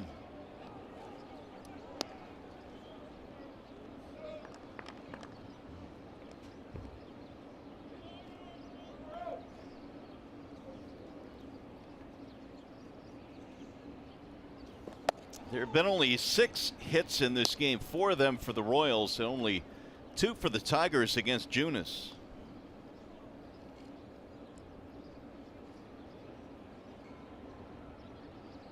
Now the 1-1. Tigers got some good news on Mike Fiers, who was down in Florida pitching down there in camp, and it looks like he threw about 80+ pitches, 82 I believe, in Florida yesterday, and he is in line now perhaps to make a start in Chicago. Yeah, I talked to him a couple of days ago when he was here before he went back down to make that last start. He said he was good to go. He felt really good, and he was expecting to pitch well.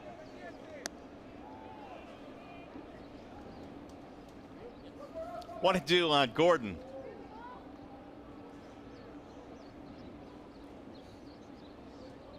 Well, Tigers could not ask for anything more from Boyd today. Excellent job. He gave up a double, a fly ball, and another fly ball to score a run. That's it.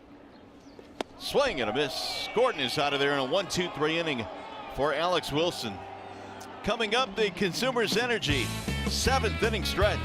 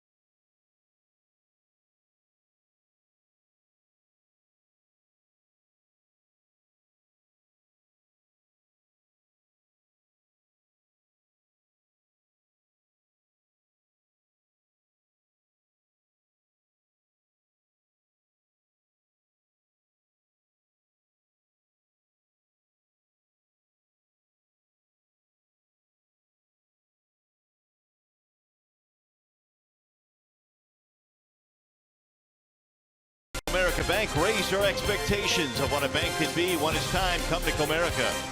Your Metro Detroit Chevy dealers. Visit ChevyDetroit.com. See why Chevy drives the Motor City. And by Wallside Windows. We can do that. We are the factory.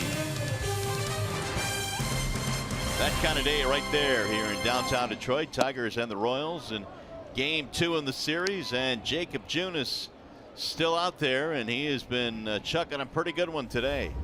Castellanos will lead things off, then Martinez and McCann. 1-0 Royals have the lead. Junis has 6 strikeouts. A little bit low, 1 ball, 1 strike.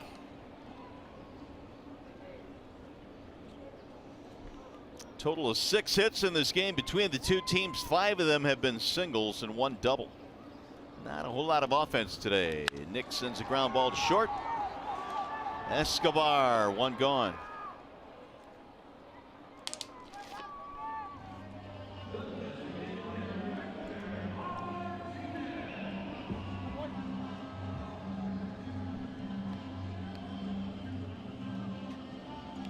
Fans of Tigers battle the New York Yankees on Saturday, April 14th, 1:10 p.m. start. First 10,000 fans receive a free April in the D Skyline beanie, courtesy of Fox Sports Detroit. If you'd like tickets, 866-66-TIGER or tigers.com.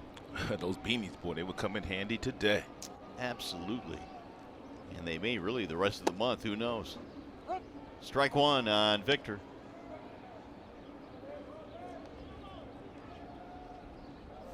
Tigers have only 2 hits today. Singles by the Tigers switch hitters, and Victor Martinez and Candelario. McCann did hit a ball hard, lined into a double play. Looks like Jacoby and getting ready to pinch run for Victor Martinez. Should Victor reach? Single fly out for Martinez. Junis with the 0-2. Rolled foul right by Santiago.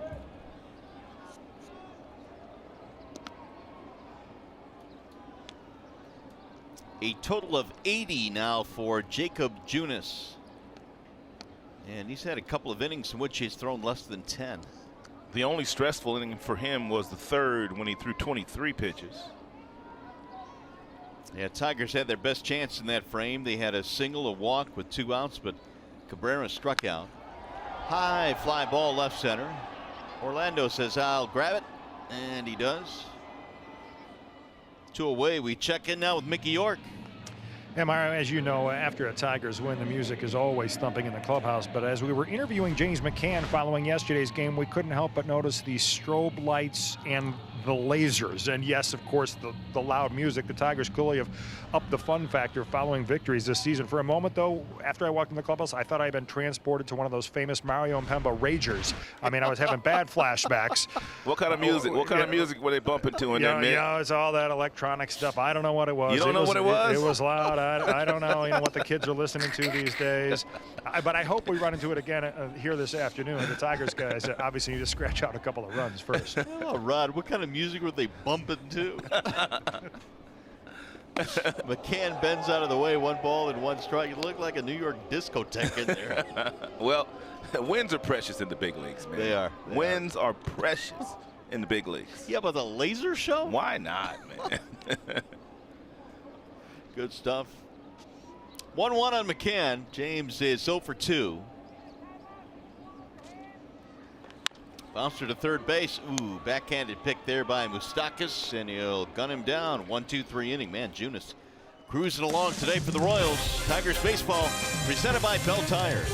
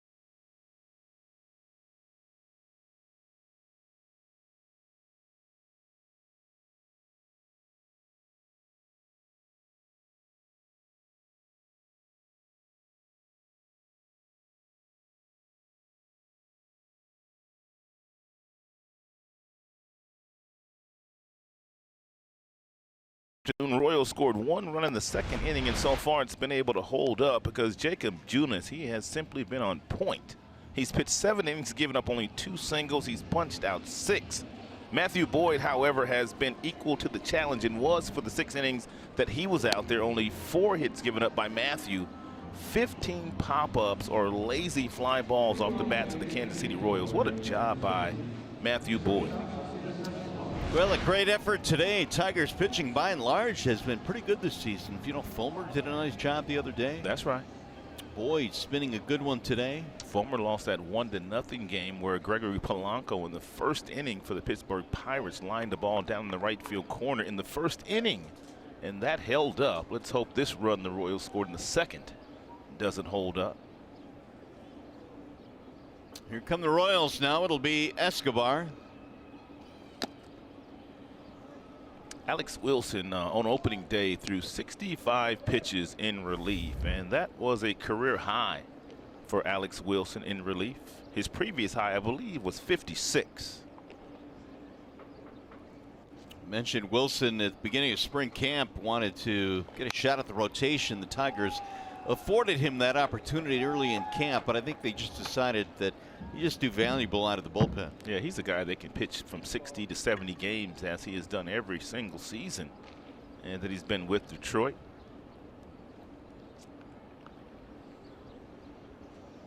Oh, 2 on Escobar. 1 ball, 2 strikes on Alcides. Alcides will chase with 2 strikes. You can either climb the ladder and he might chase, or you could throw that same breaking ball and he might have a difficult time of laying off of it. Daniel Stump in the Tigers bullpen. He chased. Knew he would. And that is the second strikeout for Wilson. He went out there with the 0-2 pitch, and Escobar was able to hold up on that one, but he went right back out there again. A little 2-seamer. Actually, a break slider at 87.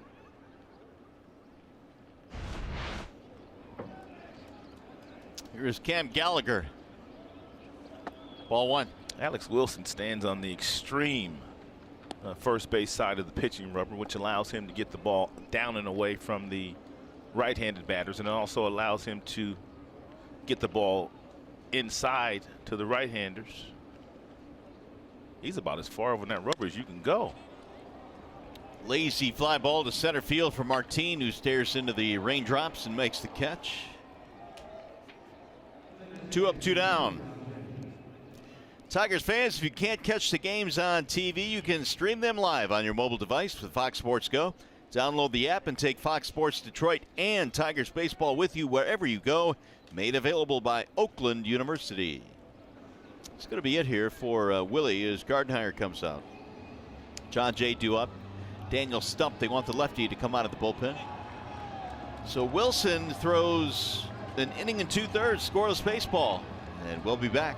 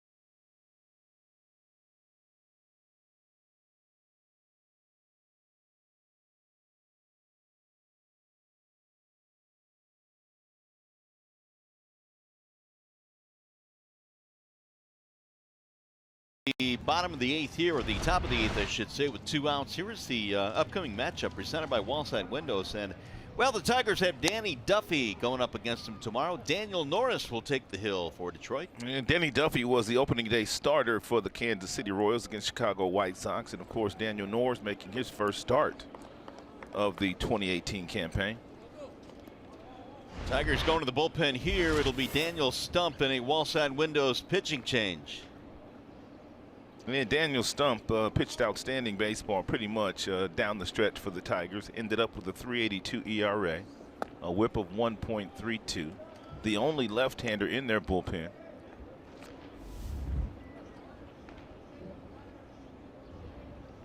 John Jay, the batter, has a single and 3 at-bats.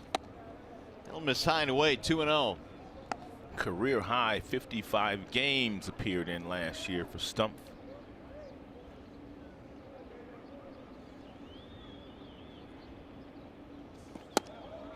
In there, a strike called. Daniel Stump, when he delivers that ball toward home plate, if you're the left-handed batter, Jay, because he stands on the first base side of the rubber and throws across his body, it looks like he is throwing that ball literally from behind you. Lefties last year batted just .220 against the left-hander Stump. Here's the Royal box, and as you might imagine, not a whole lot going on for either team. Royals have only 4 hits. That'll get away now, 3-2 on Jay.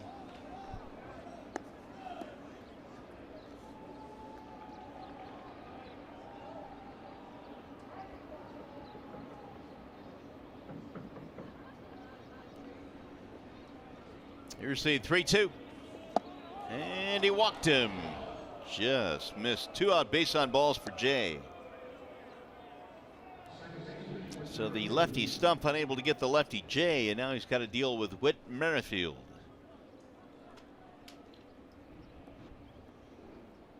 Whit is 1 for 3 today, single in the 6th.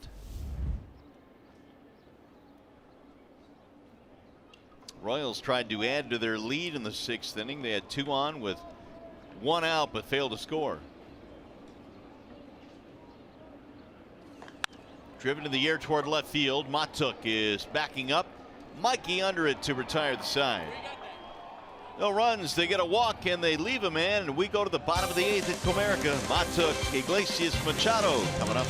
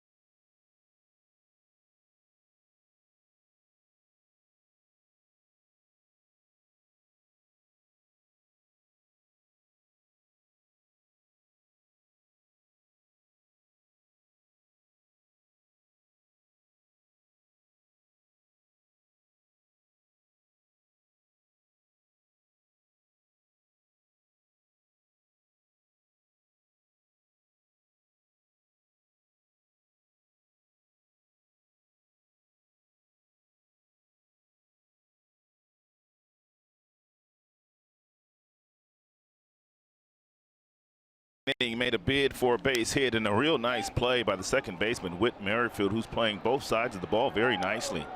StatCast tells us sprint pitch speed was 23 miles an hour, and he was able to make that play with relative ease. And then he takes a base hit away from James McCann and doubles up Nicholas Castellanos. So Whit Merrifield getting it done on defense today. Meanwhile, Jacob Junis is still out there getting it done on the mound. Is he? He is going to face the bottom three in the Tigers lineup, having retired 11 consecutive hitters.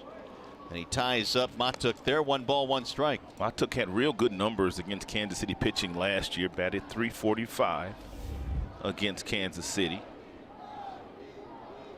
It has been a clinic for Junis to this point. Lazy fly ball, shallow center field, and it's going to drop. Base hit. Matuk signals to center to get it started here in the 8th. Tying run on. You know, you wonder what Ron Gardenhire will do here with Iglesias as Ned Yost strolls to the mound. That will be the end for Junis, no doubt. He's pitched spectacular, but you wonder if Iglesias will be up there bunting. 87 pitches for Junis. He had retired 11 straight, 11 in the last 12 before he departs. Maybe. Or will he depart? Yeah, Ned Yost just messing with us. The young man did pitch well. 29th round draft choice. He pitched as well as he did last year when he won 9 games. Pitching change here at the ballpark. We'll be back to Comerica.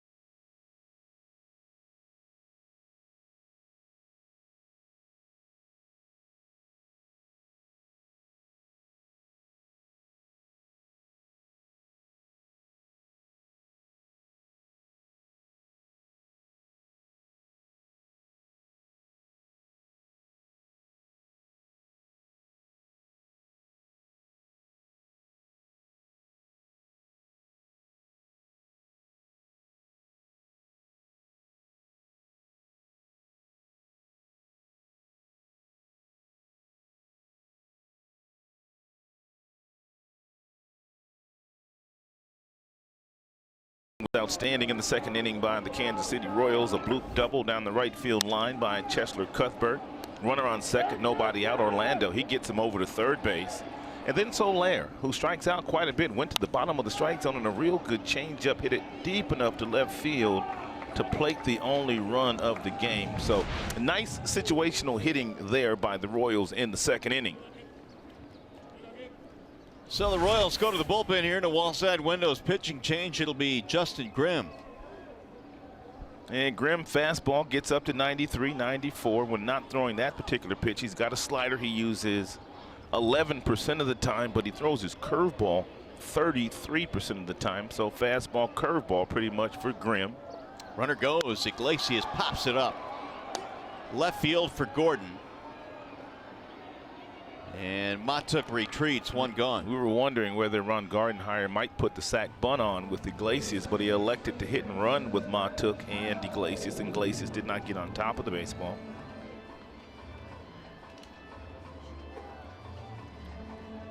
One away for Machado. Justin Grimm, part of that 2016 World Championship team with the Chicago Cubs.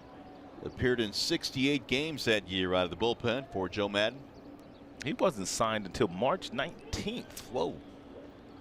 Real late. Spring training just about over with. And Machado will look at ball 1. And Dayton Moore, he brought Moustakas back real late in spring training. He signed Justin Grimm really late. He also signed Lucas Duda very late in spring training. So Dayton Moore did some things late in spring to help his ball club in 2018. Runner goes again, swinging a bouncing ball to short. That'll keep him out of the double play as Escobar throws him out. Now the tying run in scoring position. That was a healthy lead by Mikey Matuk, who said he wants to steal more bases this year, and Ron Gardenhire said he's going to give the green light to certain guys. That was a 13-foot lead. He had a real good jump, and he may have been able to steal that base successfully had Machado not put that ball in play.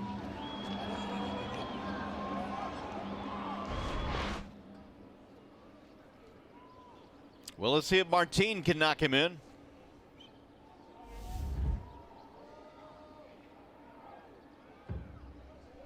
Leonis has struck out twice and popped up. Ooh, a pickoff throw, and there was nobody at the bag, and Escobar had to dive to save that ball.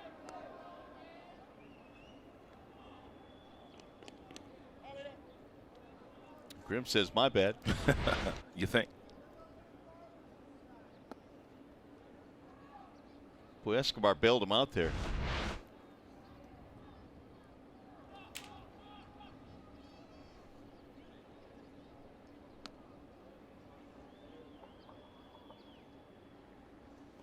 Martin rolls it foul, 0-1 on Leonis. There's that breaking ball from Justin Grimm that he throws about 33% of the time. High three-quarter arm slot. Real nice spin on this breaking ball. Nice depth. You can see it come off the fingertips. 50 appearances last year with the Cubs, but his ERA was 5.5.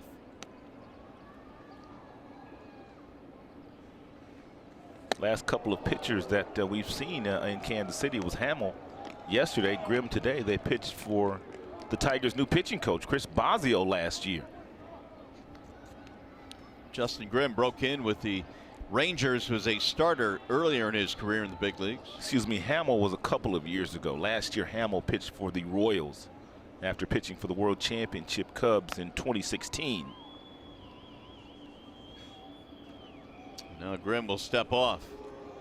Some decent arms in the outfield for the Kansas City Royals, but I don't think that's going to prevent Mikey Matuk from scoring on a base hit, regardless of how hard the ball is hit, because it's very wet out there. It's been raining, what, for about 5-6 innings now? It has. It's going to be difficult for the outfielders to grip the ball, even though Gordon has an above-average arm. Orlando in center field, above-average arm. And Soler, in right field also has a really good arm. Meanwhile, Gallagher now is going out to have a chat with Grimm. Mikey singled with one out. He advanced on a ground ball by Dixon Machado, and now he's standing at second, hoping Martin can drive him in.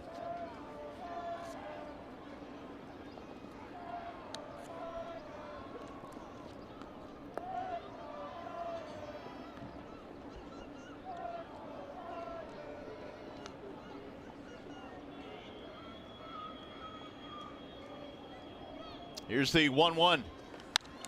Popped up. Shallow left field for Gordon. He's coming in.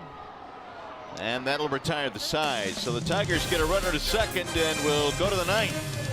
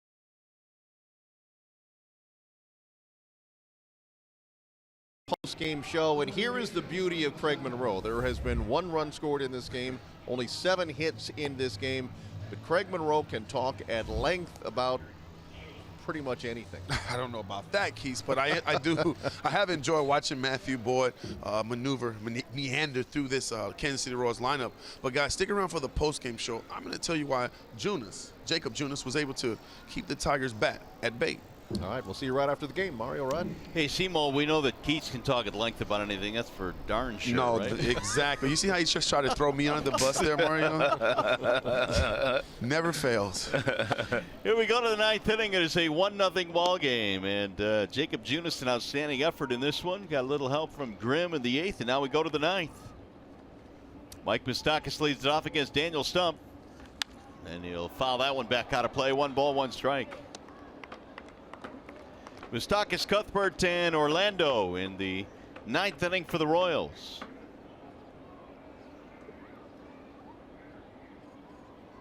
Moustakas 0 for 3, ground out, pop up, fly ball. Ground ball back up the middle is going to find a hole, base hit. First hit of the game for Moustakas, and first hit of the series, actually.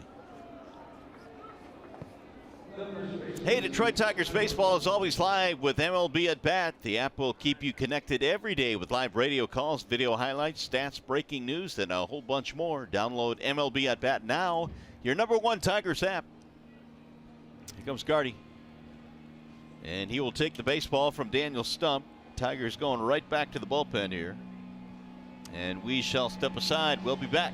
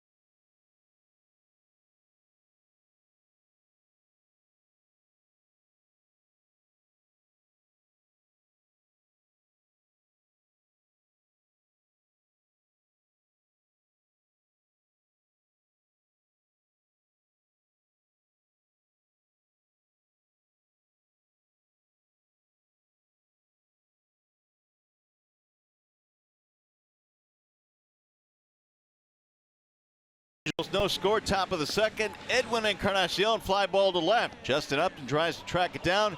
Ball hits the yellow padding below the foul pole and carry him back onto the field. G-Up thought it was a foul ball. It wasn't. Encarnacion rounded the bases, and inside the park home run, and the Indians won 6-0. Encarnacion hits a lot of home runs, but that's probably his first career inside the park homer. It was indeed, and he was huffing and puffing. Wall side windows change now. Here's Drew Verhagen. In 24 games last year for Verhagen, the tall right-hander has an impressive fastball that goes anywhere from 94 to 96 with movement, and he has an outstanding curveball, 12 to 6, that he throws right over the top that has real nice downward action to it. Royals have a man on, the leadoff single by Mike Moustakas. Here's Chesler Cuthbert. McCann down there to snatch that one. 1 ball and no strikes.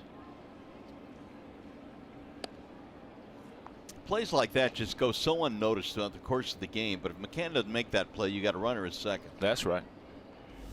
And they happen 2 or 3 times, it seems, every game where catchers will have to pick up their pitchers. Low and away again. 2 balls, no strikes. And dangerous count here for Verhagen if he decides to challenge Chesler with a fastball. Chesler is a real good fastball hitter. And then this is when hitters become dangerous, when they know beyond a shadow of a doubt they're going to get a fastball. Ground ball up the middle. Iglesias, great play. Fires to second, one, and a double play. Did you see the fast glove there of Iglesias? Not so much the step that he got to get to the ball, but that ball looked like it was going to get into center field. And all of a sudden, here comes Iglesias' glove to snare this ball, which would have given them first to third. Did you see that glove? What a play by Iggy. That ball was headed into center field. Absolutely smoked off the bat at Cuthbert. The Royals took a look at it, but he was clearly out at first. Yeah, we watch Iglesias on a nightly basis, and we know the range that he has and the really soft hands he has at that position, but I don't think the rest of baseball really knows how good he is at that shortstop position. Here's Paulo Orlando. Iglesias in the last 2 years, a .989 fielding percentage. .989, which is the best in the American League. I didn't think he had a chance. Oh, what a play. As hard hit as that ball was. Bases are empty now, 2 outs. And Orlando swings and misses, 0-2.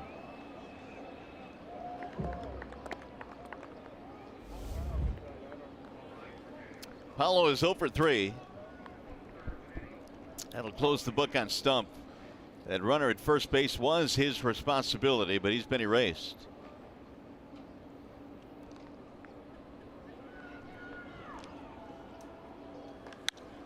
High fly ball, right field, chasing Castellanos back.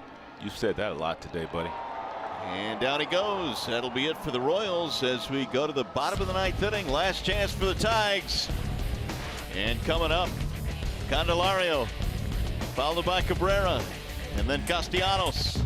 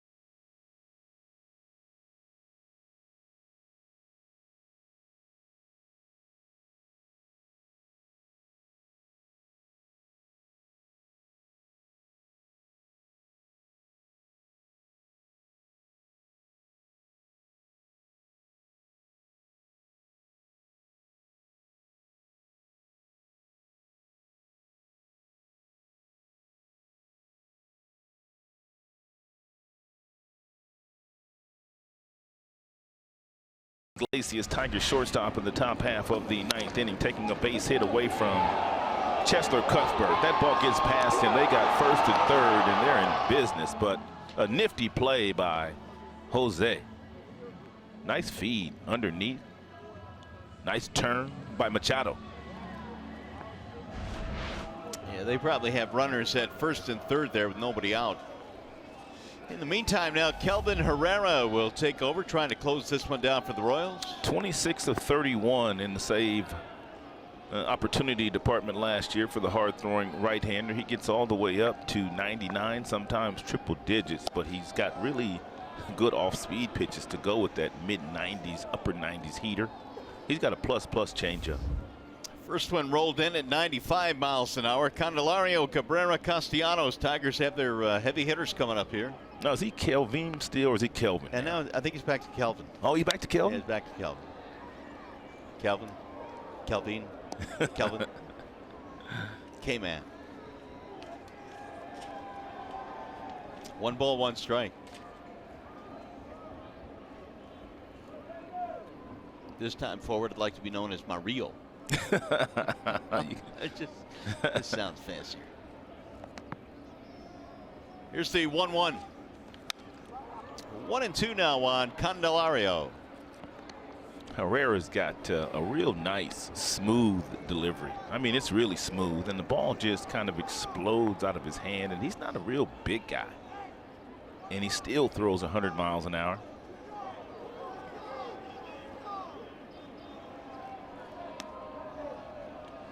The 1-2. Swing and a miss. 97.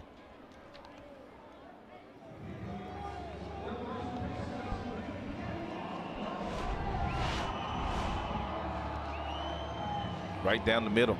If you throw 97, there are times where you can throw that fastball right down the middle and get away with it against the best hitters in the world.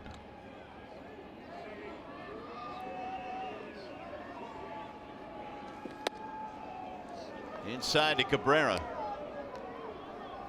These two have had some battles over Classic the years. confrontations. Yeah, absolutely. More than just battles. Classic ones.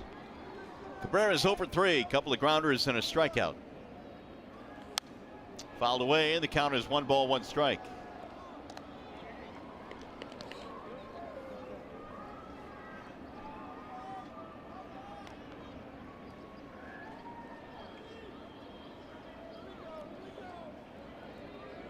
ERA for Herrera jumped from 2.75 to 4.25 last year. Line to right field, a bullet, but he hit it right at Soler. And Miggy, that's just that's some bad luck right there. Scalded it.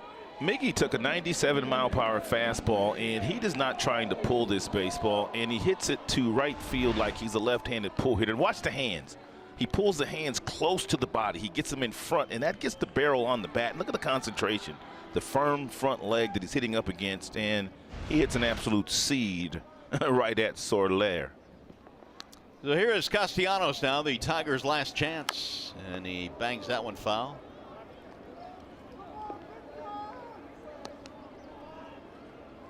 Herrera's been 95, 96, 97. Cabrera still can't believe he didn't get anything on that last swing. A rocket to right field. Meanwhile, Jacob Junis hoping that Herrera can close this one down for him. He was outstanding today.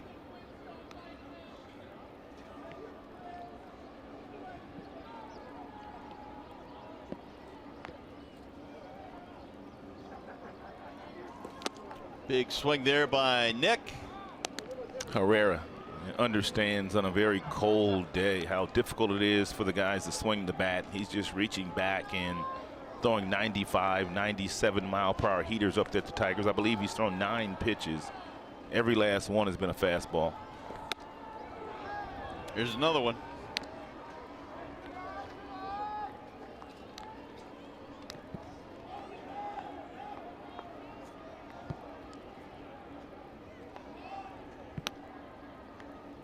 Now the 1-2. Swing and a miss. He struck him out, and the Royals will hold on to win their first victory of the season. 1-0 the final score over the Tigers. Now we send you to the Coliseum Studios. John Keating with Tigers Live postgame. It took 2 hours and 17 minutes to play this one, and we'll have an hour-long Tigers Live postgame show coming up. Craig Monroe will join me. We'll talk of and to Matt Boyd. What did he take away from his first start of the year? How much of today's outcome was because of the weather, not conducive to hitting, to be sure. And you'll hear from Ron Gardenhire. Tigers Live coming up in just a moment.